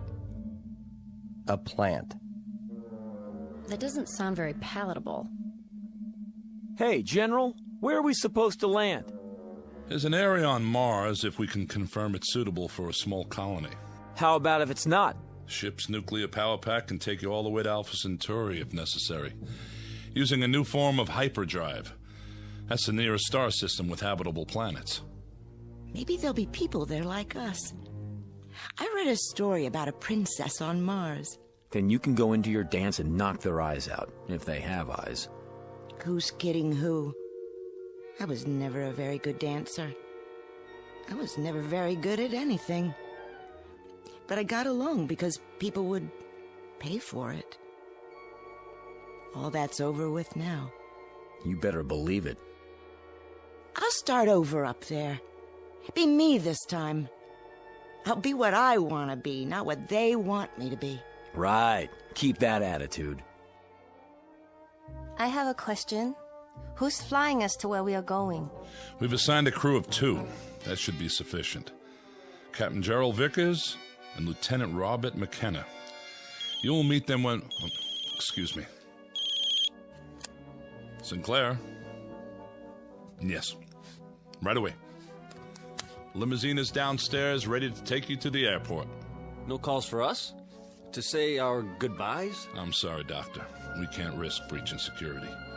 Now, if you'll all come with me, please. You have a great adventure ahead of you. Perhaps the greatest in the history of mankind. Oh, wow.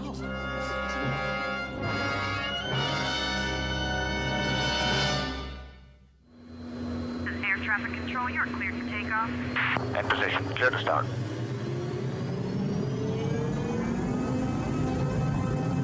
Main smooth. Nose job back in front.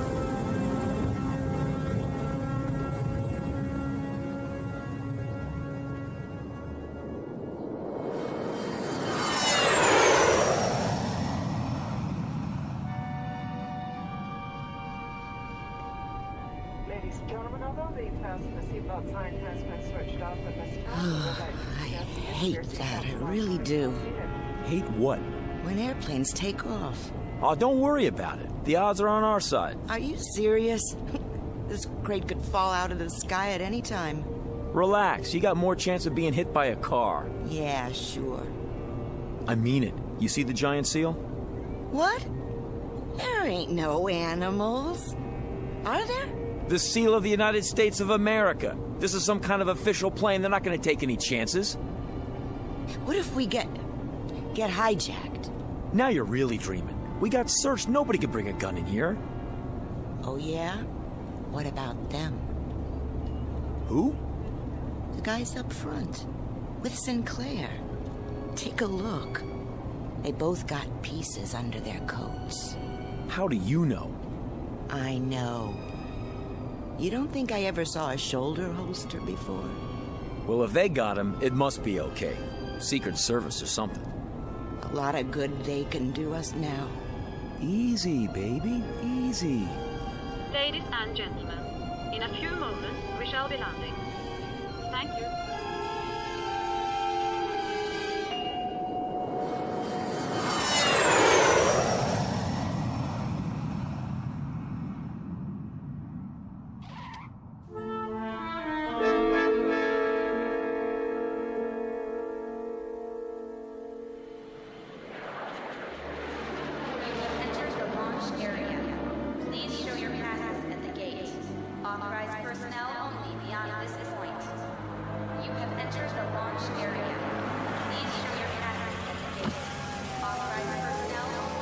ID, please.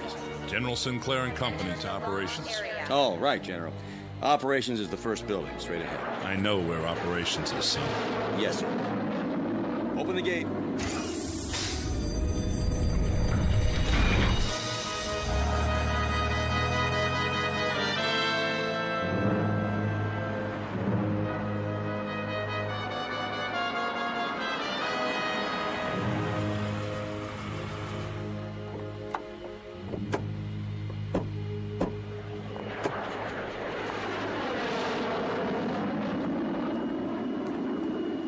Here we are. If you'll just follow the walkway to the entrance. How do you do, sir? Good to see you, Captain. Lieutenant John McKenna, General. At ease. This is your pilot, Captain Gerald Vickers, and Lieutenant McKenna. Mr. Hallam, Miss Walsh. Welcome. Hiya. Captain, huh? Miss Blaze, Dr. Conrad. Hello. Miss Clark, Dr. Jewell, Miss Wong, Mr. Winteroth. Hi. Nice to meet you. You're the pilot? I'll do my best. I sure hope you know what you're doing. Well, there she is. Where? Out in the field. Take a good look. That ship's gonna be home for a long time. It's beautiful. Wow, some design. A little small, isn't it? Not really, Miss Blaze. It's a very efficient design. Just enough room for 8 passengers. 8? Don't you mean... I'll go over the details in a few minutes. For now, they're expecting us inside. If you'll follow me...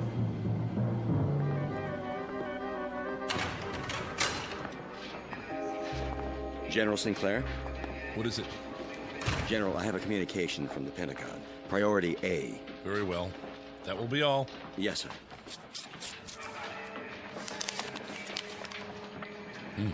What is it? Don't tell me. The flight's overbooked. You might as well know. The nuclear missiles we sent up from 3 countries to intercept Wanderer have made contact. All detonated on impact. They hit Wanderer? And? Well, don't keep us in suspense.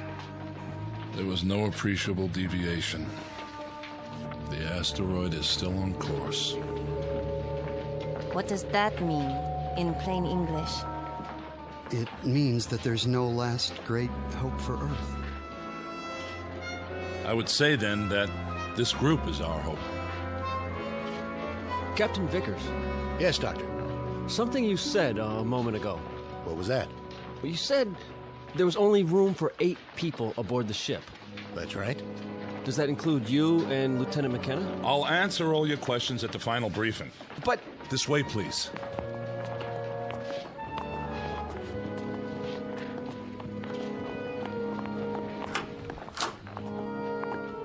Sit down, if you will. How many more hours do we have? When are you going to feed us? I'm a little queasy myself. In about an hour. We're on a tight schedule. General, I asked a question outside. I think I deserve an answer. We're 8 people. The captain and the lieutenant make 10. But if the ship will only hold 8... I have an announcement in that regard. When this group was organized by presidential order, 2 reserves were included. Who? You mean we're not all going? Why didn't you tell us the truth? What are they arguing about? They got an angle. I knew it. There was no way of telling if you were all alive and well, or even if you could be located once the selection was made. The reserves were a way of preparing for any contingency. As it turns out, one that didn't occur. So who are the reserves? They were not specified. What? Then we don't know if we're on the list or not? In that case, I volunteer to stay behind. I'm afraid I can't accept your offer, Doctor. I'll give up my place. I have friends who are going to die. I'd rather spend my last hours with them. I sympathize with you, Miss Wong, but I can't accept your offer either. Then how... It was provided that in a case like this, the matter would be decided by chance. Leave it to me, General. Don't make me laugh. It just so happens I have a deck of cards with me. We'll cut for it. High cards go. Mr. Hallam. You want to be fair, don't you? This is the only way. Never fails. Aces and kings, sure winners. After that... I can't let you do this. Deuces and trays on the low end. Got it? Everybody, come up one by one and... We are not using cards, Mr. Hallam. I'm in command here. Then how? We flip a coin? Sometimes the old ways are best. We'll draw straws. Whatever you say, General. Makes it simpler. Watch me. I'm tearing out matches. I'll make 2 of them short. Sit down, Mr. Hallam. No matches? Well, in that case... I said sit down. All right. Just trying to help. Captain Vickers has prepared the straws, or their equivalent. Captain? Yes, sir. I have 8 pencils here. They've already been measured, so there can be no mistake. Who's first? Miss Blaze? Why me? The order won't make a difference. Go ahead, Captain. Anyone at all. If you say so. Here goes. Just take one of the ends and pull it out of my hand. This looks like a good one. I'll go next. Now, Dr. Jewell. Followed by Miss Wong. Mr. Winterroth from Michigan. Miss Clark. Miss Walsh.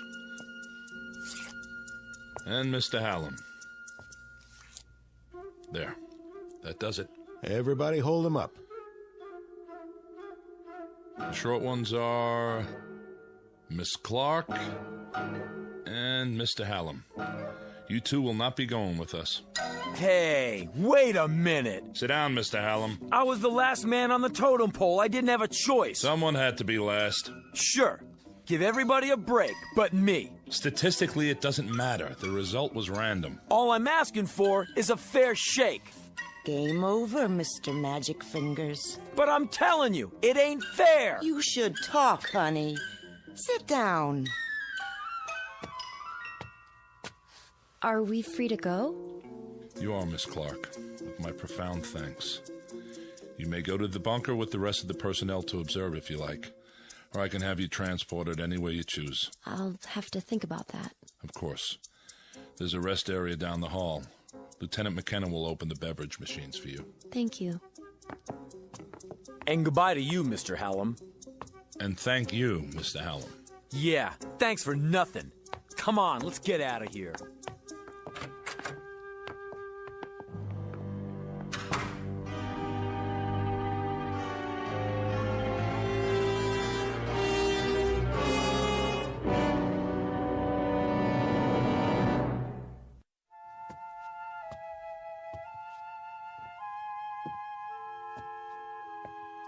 Why don't you sit down? You're making me nervous. Yeah. Miss Clark's right. Would you like a cup of coffee? I'd like a shot of scotch if you want to know the truth. Cream and sugar? Black. Do you have family, Lieutenant? Yes, ma'am. I mean, miss. Back in Austin. Oh. Are you going there to be with them? I sure hope so, if there's time. It's a terrible thing, I suppose. The little tragedies. We have time to absorb them. But something like this, it's too vast to comprehend. I know what you mean. Cut the chatter. What is this, a funeral? You might call it that. Well, I tell you one thing. The game isn't over till it's over. You never know what's going to happen at the finish. This isn't a horse race, Mr. Hallam. We'll see about that. Give me the coffee, will you? Of course. Yeah, tastes like mud. If you'd rather have a soft drink. Forget it. Sorry you didn't care for it. Yeah, sure. Where do you come off so high and mighty? Uniform, shine on your shoes. You know something? Underneath, you're just like the rest of us. Scared out of your gourd. I'd better see how the general's coming along. Will you sit down? It won't be much longer. Then you'll be back with your own kind. I don't see why you're so anxious to go home. One of them in there could have a heart attack or something. And then what would we do? Draw straws again to see which one of us goes? Sure, why not? At least try to face reality and make peace with it. Listen, if they let me do it my way, you think I'd be sitting out here? Oh, you mean you'd have fixed the cards? Lady, when your life is on the line, you try anything. Even if it means pain or misfortune for others? If that's the way the chips fall. You amaze me. I thought I'd seen all kinds. You ain't never seen Jody Hallam before. Thank God for small favors. I would say, Mr. Hallam, that you're nothing special on the evolutionary scale. More along the lines of a throwback. I mean, you've hardly advanced beyond your one-celled progenitors. Say, is that a wisecrack? I've seen your kind under microscopes. Bacteria don't have a conscience either. Oh, but they do? In there? How do you know Vickers didn't fix it the way the General wanted? Don't be absurd. It was impartial, and we lost. I'm ready to leave whenever they let me. Go ahead, give up. That's what you learned in your school. But where I come from, it's a different story.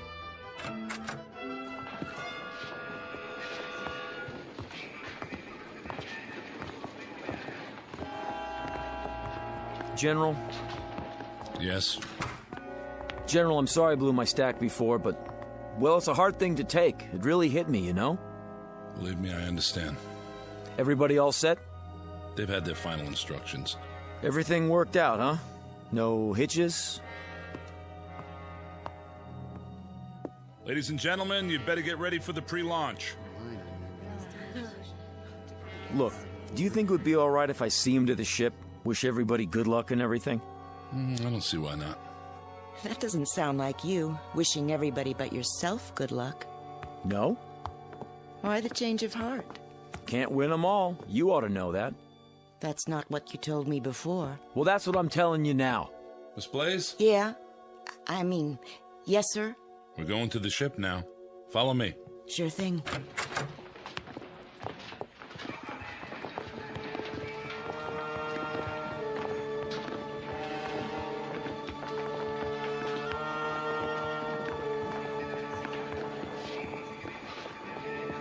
Not you. General Sinclair said it was okay. Only flight personnel on the field. I know. I'm gonna say goodbye to him on the ship. General? It's all right, guards. Let him pass. Proceed. Sure, thanks a lot. Nice gun you got there. 15 minutes and counting. Oh, you coming with us? All unauthorized personnel must exit the launch area. You'll have to use the ladder. One at a time, please.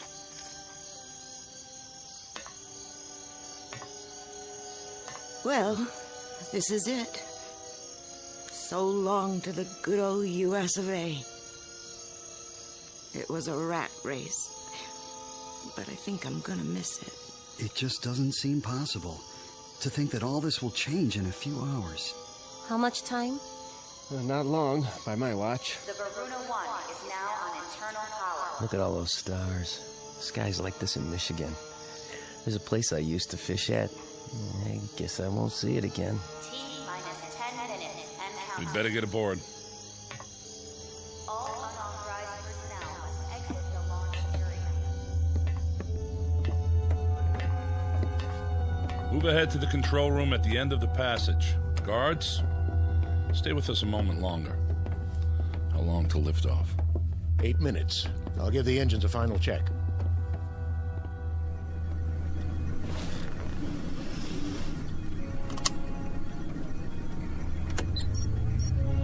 Main thrusters powered up. Retros all clear. Gyro stabilizer charged. I feel like a sardine already. Relax, baby. This is one tin can nobody's gonna open. Aren't you supposed to wave bye-bye now? Let me have your attention. This is it, Mr. Hallam. Shh. I want to hear what he says. The President has asked me to extend his blessings and his hopes for a safe journey. Also, he's aware of the hardships that lie before you. He wants to remind you that in all the years to come, you must not lose sight of your purpose. Guards. There's a digital library. See Mr. Hallam back to the building. Yes, sir. Each of you Come are with the me. seeds In a of minute, future I said. nations. It will be your trust to nurture the first generation born off Earth. For upon this, a new civilization will be built, long after we are forgotten. This way. Right.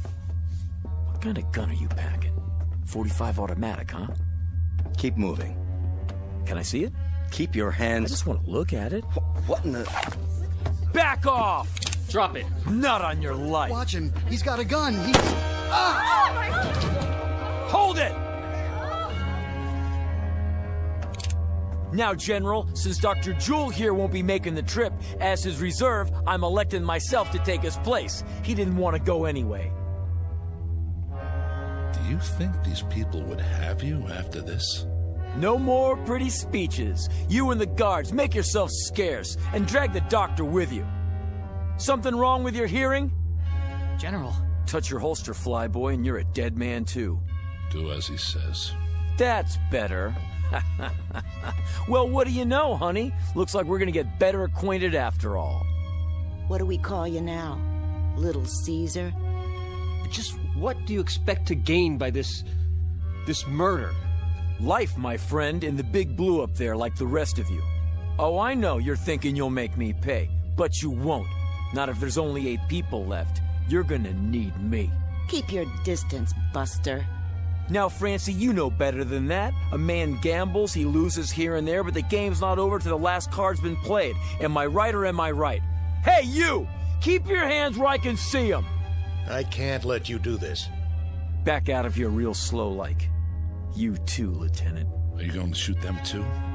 If you do, who'll fly the ship? Back out, I said. I'm not going anywhere. Neither am I. Put the gun down. Yeah, sure. There are too many of us. Guards, Mr. Hallam is going to surrender his weapon. Take him into custody. Yes, sir. You're invading my space, flyboy. You're surrounded, mister. Hand it over. Now. Don't make me laugh. If he won't, I'll just have to take it. I warned you. The next one won't miss. Try me for a target, little man. Let go! Drop it. Drop it!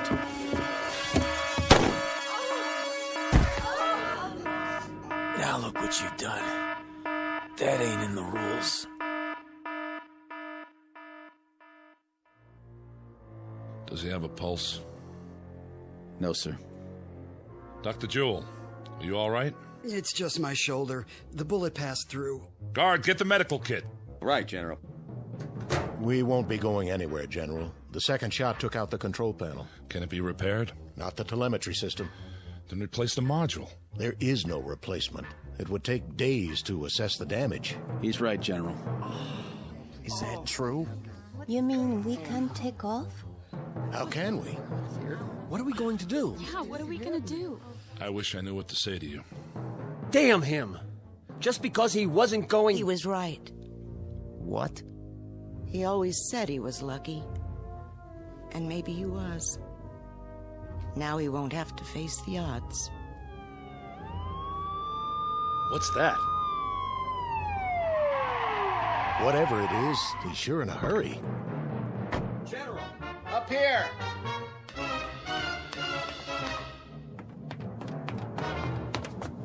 General, this just came in, sir, from the President.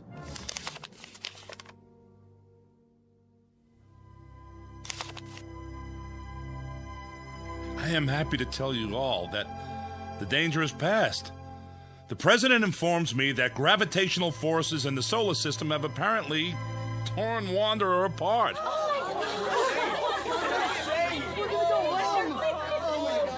You mean it's not gonna hit Earth? Initial reports are that it is broken up into 5 pieces.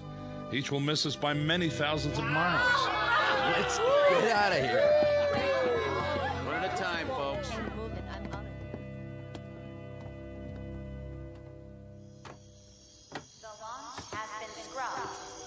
Can I give you a hand, Miss Blaze? You can give me 2 hands if you want. A big, brave captain like you. Call me Francine. Okay. Francine, I'll help you down. What about him, Mr. Big-Time Gambler? There'll be an ambulance on the way. He doesn't need an ambulance. He needs a hearse. Jody Hallam from Chicago. I got 3 words for you. So long, sucker.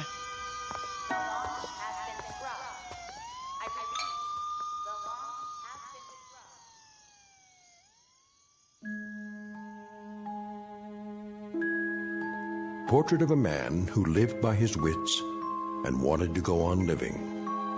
The odds looked good, at least for a while. But when billions were marked for death, he lost faith in the laws of chance.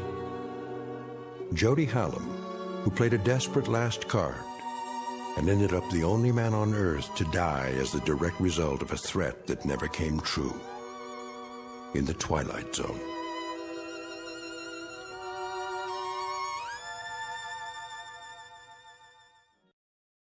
Please like and subscribe to the Vintage Classics YouTube channel.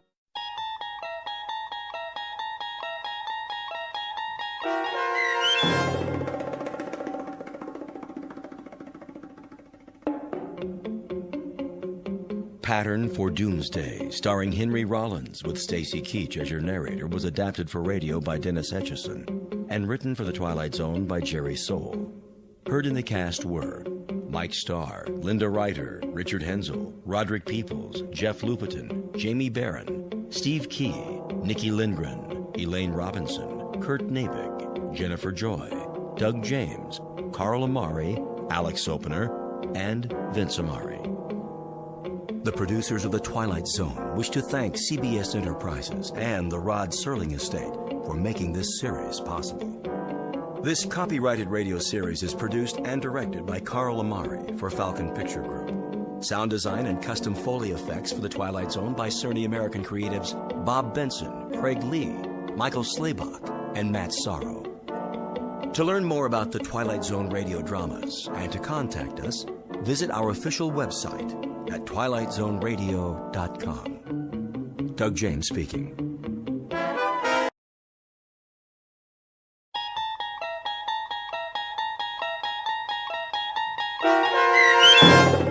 People Are Alike All Over, starring Blair Underwood, with Stacy Keach as your narrator, was adapted for radio by Dennis Etchison and written for The Twilight Zone by Rod Serling, based on a story by Paul W. Fairman. Heard in the cast were Christian Stolte, Lisa Joyce, Richard Hensel, Steve Key, Derek Purcell, Doug James, Linda Ryder, Brooke Reed, Charlie Kummerer, Amanda Amari, and CJ Amari. To learn more about the Twilight Zone radio dramas and to obtain audio cassettes and CDs of these programs, visit our website at twilightzoneradio.com. The producers of The Twilight Zone wish to thank CBS Enterprises, Carol Serling, Dennis Etchison, Dick Brescia Associates, Claire Simon Casting, Terry Jennings, XM Satellite Radio, Sirius Satellite Radio, our sponsors, and our radio affiliates for helping make this series possible. This copyrighted radio series is produced and directed by Carl Amari and Jason Mallow for Falcon Picture Group. Doug James speaking.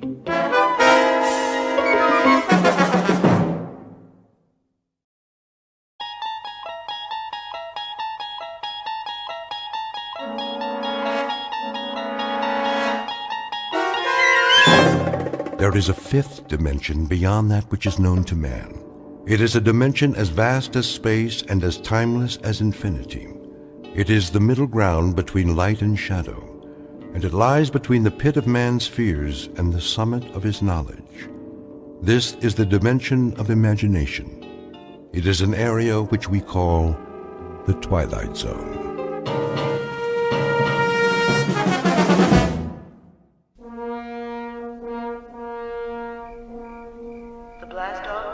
Must be cleared by 0200 hours. All personnel, please stay behind the steel fence. Repeat, the blast-off area must be cleared by 0200 hours. That you, Markison?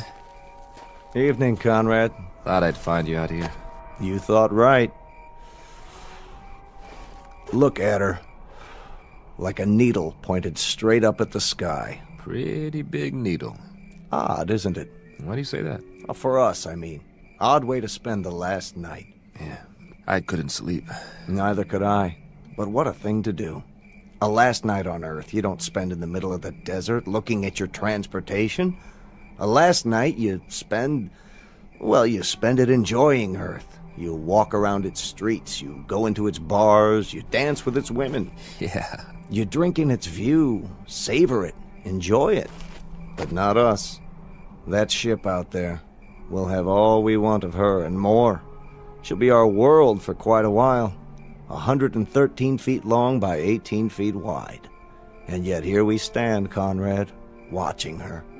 Just 3 hours before we take off. Maybe we're trying to get used to the idea. Oh, we'll have plenty of time to get used to it. That'll be our city and country and house and front yard and backyard for the next 3 months. And we won't have any choice in the matter. Markson, could I ask you a question? Go ahead. Are you afraid? Of some things, I guess. The unknown, loneliness, the silence up there. But the ship, after all the work that's gone into her, I don't think so. How about you, Sam? It's different. You're ready for this. 3, 4, 5 years. It's all you've prepared yourself for. But it's not the same with me. We both went through the same flight training. I know, but I'm a scientist, Markison, a biologist. My whole life, my world has been books and slides and microscopes. I'm being sent up there because they need my mind. Pity they just can't send that and leave my body back here where it belongs. But speaking frankly, yeah, I am afraid. I'm frightened of the place we're going and what we might find there. Martians?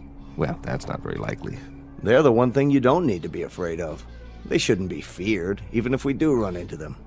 Whoever we meet up there, whatever kind of creatures they are, if they exist, they'll still be people of one sort or another. You don't really think that? Why not? I've got a philosophy about people, and I mean all people.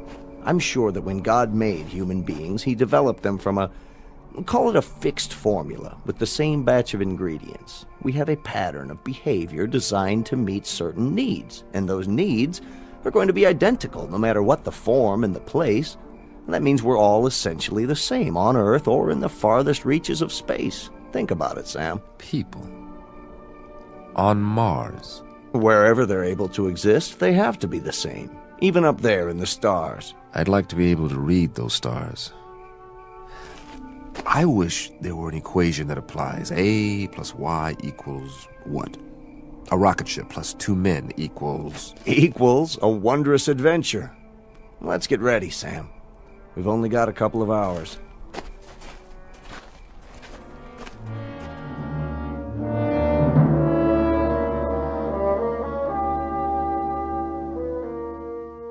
You're standing at the edge of a highway into space, one soon to be traveled by a flimsy, two-legged animal with an extremely small head.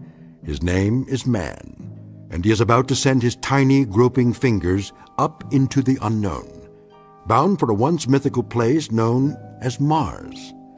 The participants are Samuel A. Conrad, age 35, and Warren Markison, age 31. They are the first to undertake such an ambitious voyage, and in a moment we'll travel with them to a location only slightly off course, in the Twilight Zone. Please like and subscribe to the Vintage Classics YouTube channel. And now, The Twilight Zone and our story, People Are Alike All Over, starring Blair Underwood with Stacy Keach as your narrator. Prepare to correct course? Not yet. Fire retro rockets on my mark. Wait, I said. For what? I want to run a thermal scan on the landing gear. You did that. Well, I'm doing it again. Plus a spectrographic on the planet's surface. We can't even see the surface till we correct. By the time we finish the turn, it'll be too late. Too late for what? To change the flight plan. The gravitational field will take effect. Exactly. We cut the main thrusters and fire the retros for a nice soft landing, right? Isn't that right, Conrad? What if something's wrong? Nothing's wrong. But what if it is? It'll take all the fuel we've got for another orbit. We have to be absolutely sure. We're as sure as we're ever going to be. There are too many variables. Atmospheric density, drag coefficients, power consumption. We've been through all that. I just checked the readings. The readings could be wrong. If we're off by a factor of 0.01, we'll miss the landing site completely. I'm going to run the numbers one more time. No, you're not. I'm in command here, and I say we're going in now. At least wait till the planet rolls up on the view screen. I want a spectrographic readout. 5, 4. Not yet. Cancel the sequence. I'm not canceling anything. 2, 1. Fire retros. I said fire. All right, if you won't do it... Don't touch that switch! Fire! Fire! You fool! Strap into your seat now!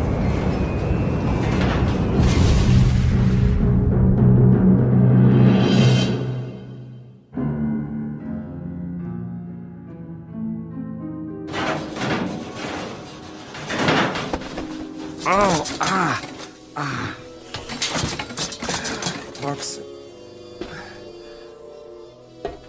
Marcusson? You all right?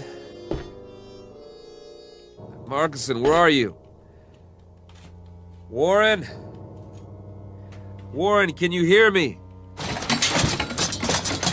Over here. Oh, thank God.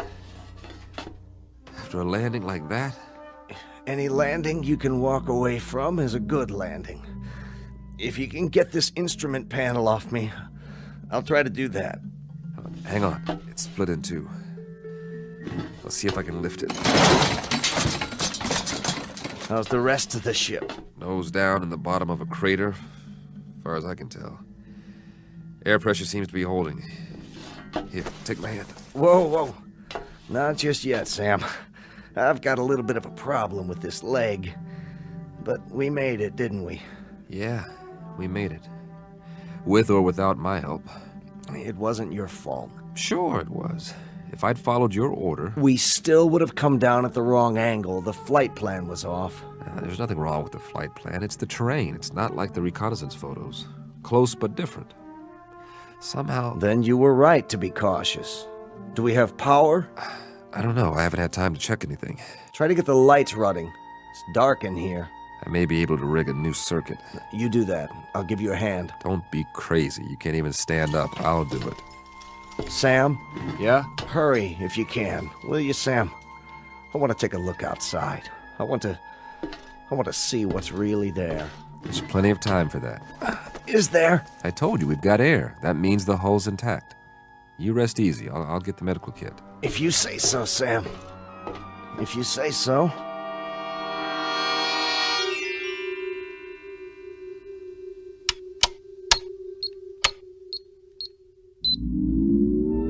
Yes! Sam? I've got the circuits up. We are in business. What are you doing? Running a diagnostic on the equipment. Stay down. How long did I sleep? A couple of hours. Don't worry, you needed it. You run an atmosphere check? Yeah. So, is it safe out there? That's the question. What's the matter? Something wrong with the sample? No, I got a good one. More than enough. That's the problem. You couldn't get a reading? Oh, I got a reading all right. A complete analysis. Down to the last trace element. So, what did it say? It says the air is fine. Almost identical to the mix on Earth. Well, what are we sitting here for? Let's go plant the flag. Hold on. You're not going anywhere with that leg. You go then. Just get the hatch open so I can see what's out there. I'm not going anywhere. Of course you are. Sam, we're the first men on Mars. What's the matter with you? Not yet. What are you waiting for? A printed invitation? It's the reading. But you said it was fine. It can't be right. Don't you trust the equipment, Sam? You designed it, remember? You and I both know there's no breathable atmosphere on Mars. Well, maybe there is where we landed. That doesn't make sense. If we're in a crater, there could be a buildup of gases. Not according to any scientific literature I've ever read. Then it's obvious the literature is wrong. You trust your equipment? I've run the data 50 times. And everything checks out. We made it, Sam. We made it. You know what that means? I want to filter out another sample and run it through the analyzer. We've traveled 35 million miles. Exactly. Another few hours won't make any difference. We can't wait any longer. The human race won't wait. If you won't open the hatch, I'll do it myself.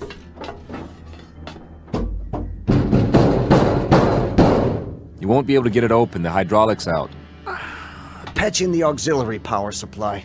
You said the circuits are up. I'm telling you, we can't. Maybe you can't, but I can. You're going to wreck your other leg. I'll use the manual override. That's what I'll do. I'll disconnect the hydraulic lift at the wall and... I told you to take it easy. Sam.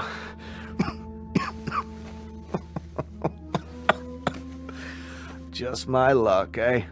35 million miles through black space just to find a place to die. You are not going to die. It's all right. Really. It's just that I'd hate for this ship to be my tomb. Do me one favor. Anything.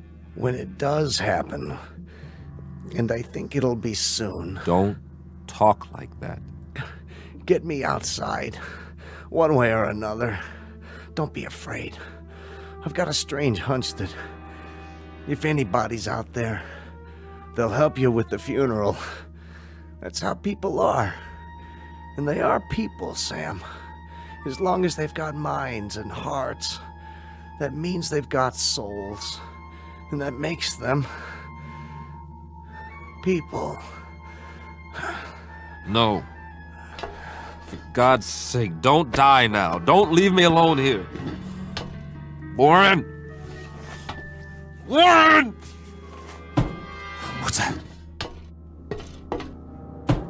Listen. Do you hear that, Warren? Do you hear that? Something's out there. And it's coming. It's coming right up to the ship. You said that whatever's out there is like us. Well, I don't know that. There's no way to find out, and I'm not ready to find out. Go away! Whoever or whatever you are, go away!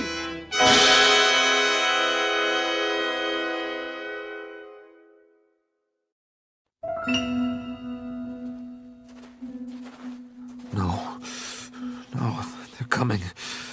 Whatever they are, they're coming. The gun. Yes. Where's the survival kit? There. Nothing fancy, just a good old .38 automatic. That ought to do the trick. Get away! I said, get away from the ship!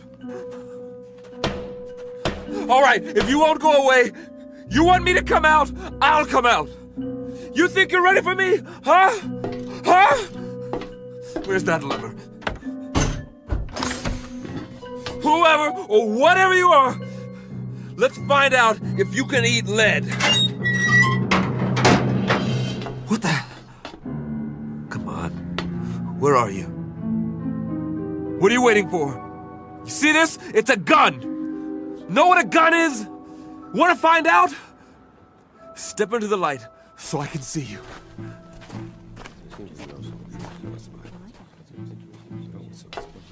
But you're people. I swear you are. You're just like me. Face, body, everything. Please, don't be afraid. There's no reason to, you know. What do you have in your hand? Oh, this it's a pistol. It's I was only going to use it if... May I see it? What? I suppose so. Just don't touch the trigger. It contains explosive missiles. They're called bullets. We didn't know if you were ever going to come out. We've waited most of the night. Very glad to see that you've finally done so, however. This is amazing. I'm Conrad. Samuel Conrad. That's my name. Do you understand? Name? We understand, Mr. Conrad. We landed here, my friend and I, in this ship. Crashed, I should say. We come from Earth. Earth? Where I'm from. This planet is known as Mars. We took off in our ship almost 3 months ago. Check on the other one. He may be injured. Yes, of course. Here, I'll show you in the sand. See, this is the sun. Sun, the big star. And this is the Earth, the third planet from the sun, and this is you. Here. The other one is dead. His name is Marcuson. Don't be alarmed, Mr. Conrad. We don't intend to hurt you. We've only been wondering when you intended to come out. Of course, we were curious. But how do you know my language? We don't, Mr. Conrad. As you'll no doubt soon realize, you're speaking our language. Your language? Unconscious transference. You'd call it hypnosis of a sort. But you must be tired. We'll prepare a place for you to rest and food. I'm appreciative. I really am. You'll forgive me my staring. I mean, but I can't get over it. I mean, you're people. Just like I am. Actual human beings. Markson said you'd...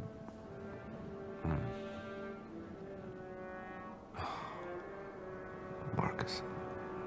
We'll bear your friend for you. Later on, you can tell us the sort of marker you'd like. That is your tradition, isn't it? Yes, it is. We can also repair your ship for you. You can? If that would please you. Oh, yes, very much. Good. Consider it done. There are so many questions I want to ask. Really? So many things I want to find out about your civilization, your science, the way you live, the social structure.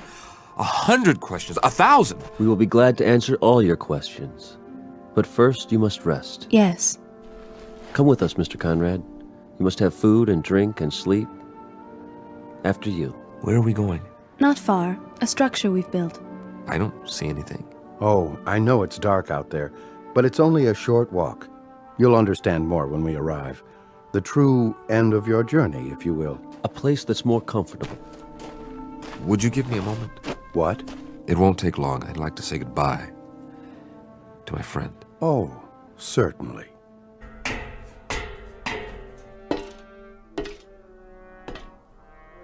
Marcus, I hope you know what's happened.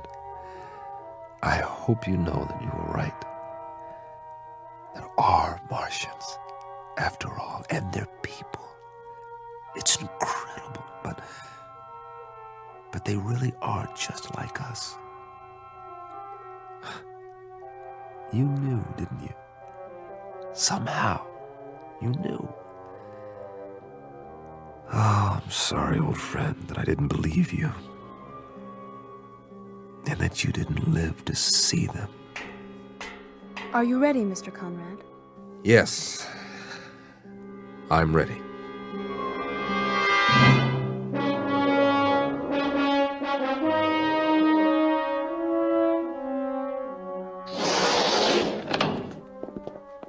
I hope this will do.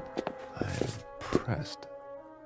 On Earth, this would be considered very modern. The angles, the lines. Are the walls stainless steel? Well, not exactly. Something like it. Would this be considered a typical house here? In a sense, it would be the equivalent of an apartment, I believe you call it. Except that there's no furniture. I don't believe it. Everything is built into the walls. What's the power source? Not electricity, surely it's... A simple principle, really. You'll hear all about it. About everything. But we promised you food. Your table and chair. From the ceiling. That's brilliant. And on the table, your meal. It will taste somewhat different from what you're accustomed to, but I trust you'll find it agreeable. Here. Thank you so much. All of you. You know, I am hungry. Very hungry. Please sit down, Mr. Conrad, and eat.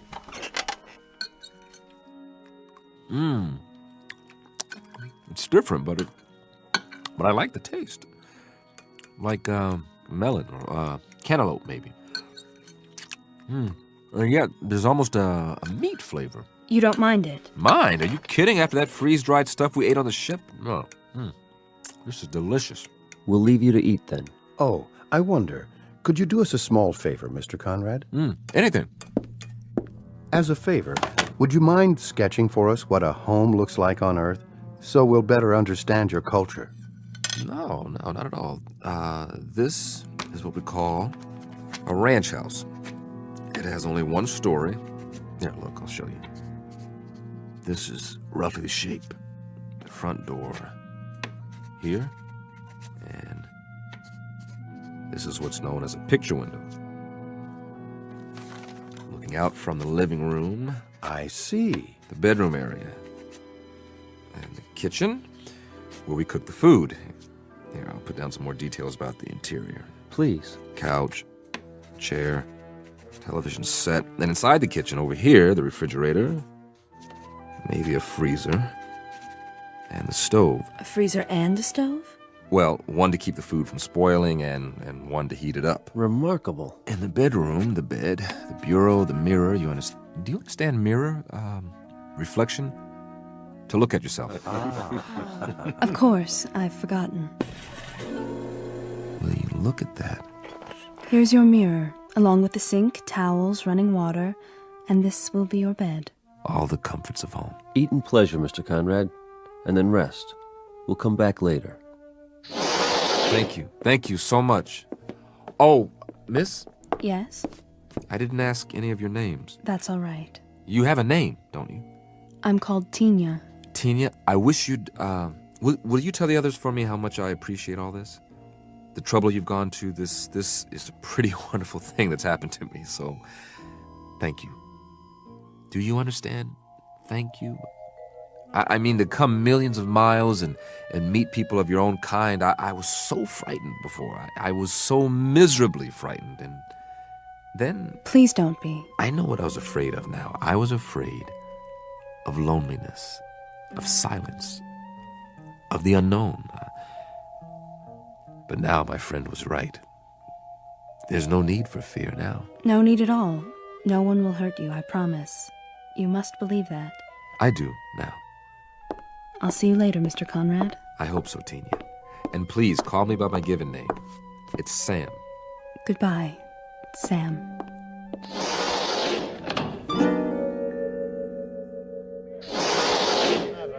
There she is. Sorry, he had more questions. What did you tell him? That we'd be back later. He understands. How did he take the language transference? Oh, quite easily. His quotient is low enough. You should see the wave chart. He has the mind almost of an infant. And you must have a look at his ship. I have done so. So primitive as to be almost unbelievable. You wonder how he made it here. Tina, how does he react to things? What? He asked you a question. I'm sorry, how does... His reactions. Most trusting, emotionally very complex. He feels loneliness, curiosity, excitement. He seems to crave companionship. And what is your recommendation? For what we should do with him? I think we should let him go. Let him go? How can we let him go? He means us no harm, and he's... He's what? Tell us what he is. Go ahead, Tina. Feel free to speak. He's so much like us, that's all. Did you hear that, everyone? He's so much like us. Excuse me. Tina, where are you going? I have something to do. At this hour, surely not. Perhaps to observe our new arrival. After all, he is almost one of us now. One of us indeed.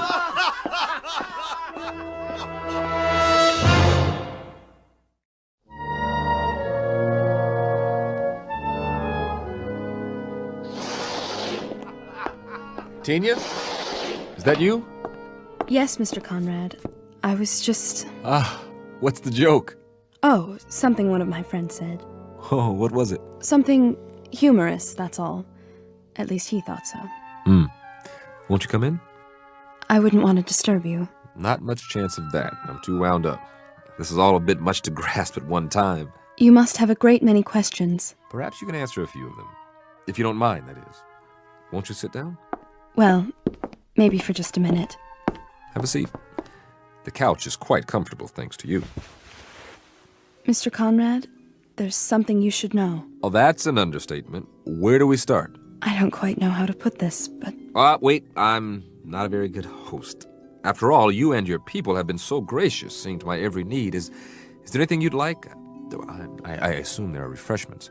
I don't suppose you people know what a drink is. In the cabinet, you'll find several varieties of beverages. Yeah? I hope they're to your satisfaction. Let's just have a look. Do you mind? Be my guest. I don't believe it! This is a 25-year-old single malt. Where did you get it? We manufactured it, you might say, to suit your taste. But how could you know what my taste is? We retrieved it from your memories, telepathically, to use your word. You were very specific in your recollections. May I ask what it is like? You mean you've never had Scotch whiskey before? Well, young lady, you are in for a treat. Here, I'll pour us both one. I'm not sure that's a good idea. You're right, it's not. It's a great idea. Give this a try. Perhaps just a taste. Here's to the end of a long, long journey. And to good people everywhere. It's a strange taste. It's so sharp. Oh, I should have told you to sip it. Just take a small amount and just roll it around in your mouth. then you swallow it. Ah, yeah. How's that? It's interesting. You said your people manufactured this. How, exactly? And you must use some sort of molecular reconstruction powered by... what is the power source here, by the way? Solar? Hydrogen fusion? We've been experimenting with this on Earth for years, but so far... Please, Mr. Conrad, You seem nervous. It's just that... Not my fault, I hope. I've never been very good at small talk, getting to know people socially. And now I'm more aware of that than ever. You're behaving perfectly. That's not the problem at all. You're the one who should be uneasy with us. Suspicious. What's to be suspicious about? Do you want to know the absolute truth? This experience, meeting all of you, it's lifted a burden off my chest. All this time, not knowing what to expect. But you're so kind. You're so understanding. You take it all in stride. A visitor from another planet, I mean, am I... The first? No, I can't say that you are. I should have known. You accepted me so easily. The other, visitors, where did they come from? Not Earth, obviously. Outside the solar system? Please. There will be plenty of time to answer those questions and more. I'm sure there will be. But you see, I'm a scientist. Facts, numbers. Those are our concerns, too. They have been since time immemorial. You've been here a very long time. Your civilization, I mean. Yes, in Earth terms. But Mr. Conrad, Sam, there is something I wanted to tell you. It's only fair that you know before... Before what? Ah, Mr. Conrad. Still awake, I see. Oh, come in. I was just telling Tina here... Mr. Conrad, we have a surprise for you. Really? A very nice surprise. You shouldn't go to any more trouble. Would you accompany us, please? Where are we going? That's the surprise, Mr. Conrad. You'll see soon enough. Isn't she coming? Tina will remain behind. Oh, we were just getting acquainted. She has other duties. Actually, Don't you, Tina? I hope I'll see you later. No. If you don't mind, Sam, I think I will go with you now. Tina. Great, I'd like that.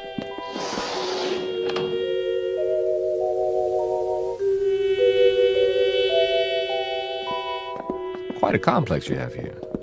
There must be miles of corridors, like interconnecting tubes. It provides both shelter and a gathering place for our people.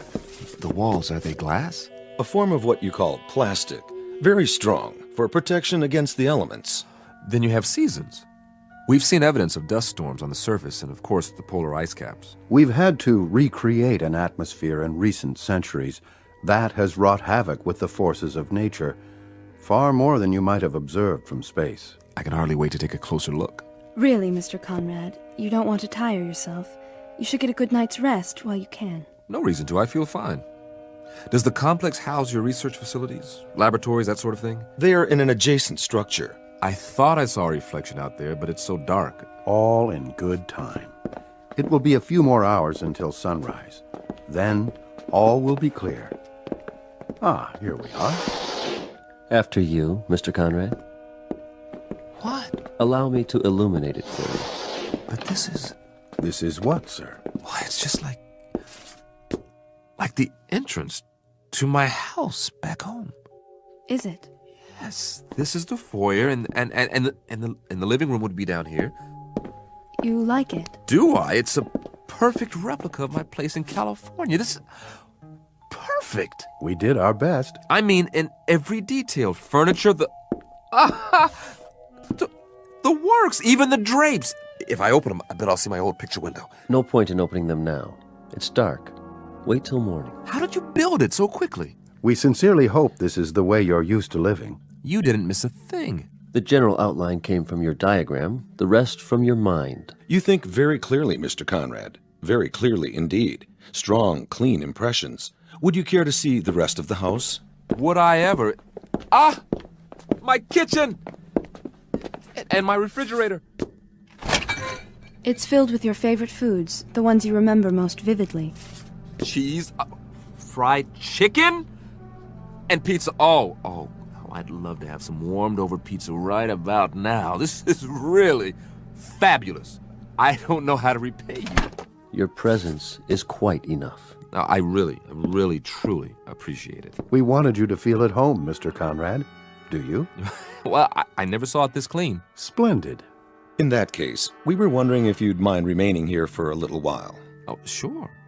And about my spaceship. Take your time. Your spaceship? You said you'd be able to fix it. Oh, yes. We'll restore it to its original state and then transport it here, outside your residence. It will be in perfect working order. That's great. You expressed interest in seeing more of our people. We'll arrange that, first thing in the morning. I'm sure they will be most interested. I'd be delighted. For a little while longer, then. Enjoy yourself, Mr. Conrad. Enjoy your house. You bet I will. I can hardly wait to sleep on a real mattress again.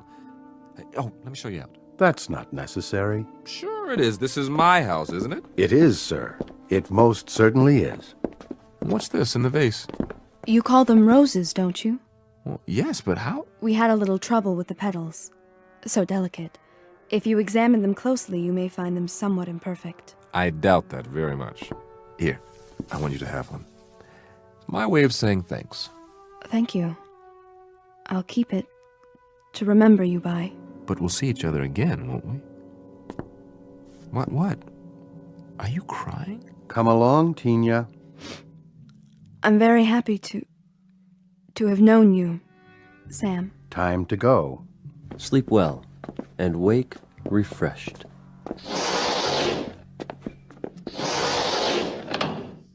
Man, will I. This is too much. I wonder if there's some more of that scotch in here. Yes! Well, all I can say is if this is an illusion, it's one a guy can live with. This is the best scotch I've ever tasted. I think I'll just sit down here, put my feet up. This is the greatest. Absolutely the greatest.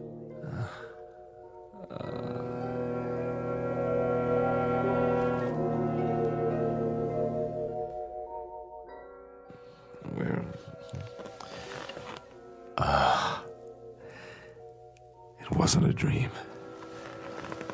I really am here, after all. Never even made it to bed. That's okay. Slept like a baby.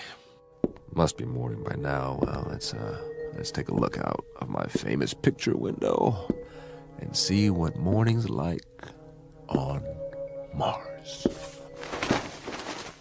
Oh, you look at that. Red sand. Red hills. Ooh, oh, wow. They made the window so it retracts automatically.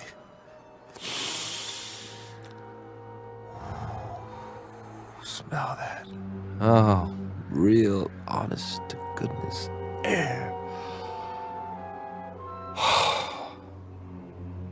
I gotta get outside. Come on. What's the matter with this door? Wait a minute. What's that? Sounds like some kind of vehicle. Hey! Hey, everybody! I bring you greetings from Earth! Hey, what are these bars for?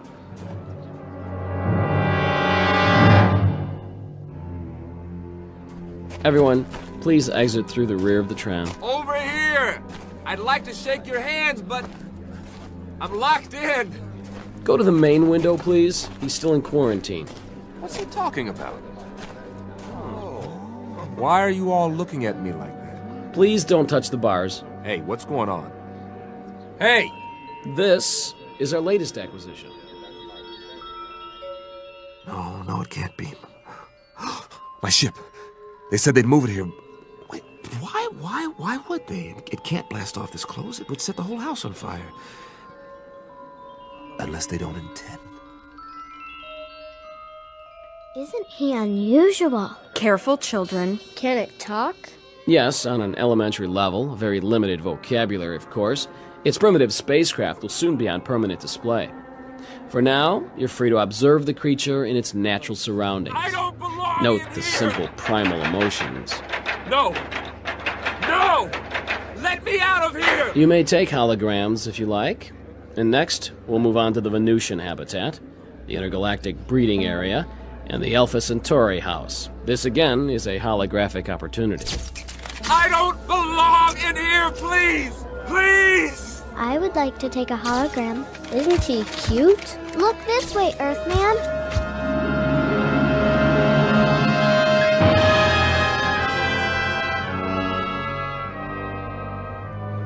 You were right, Marcus.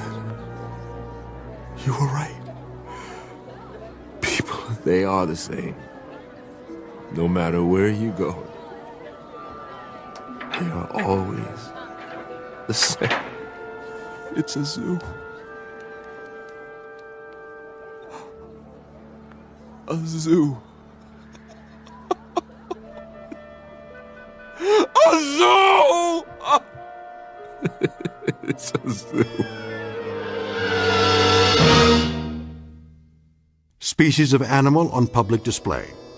Physical characteristics similar to a human being. Head, trunk, arms, legs, hands, feet. Very tiny, undeveloped brain.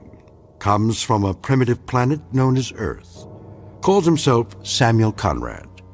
And he will remain here in his specially constructed cage with running water and electricity and central heating for the rest of his natural life. Because Samuel Conrad finally discovered a flight plan that led him off course and into the Twilight Zone. Please like and subscribe to the Vintage Classics YouTube channel.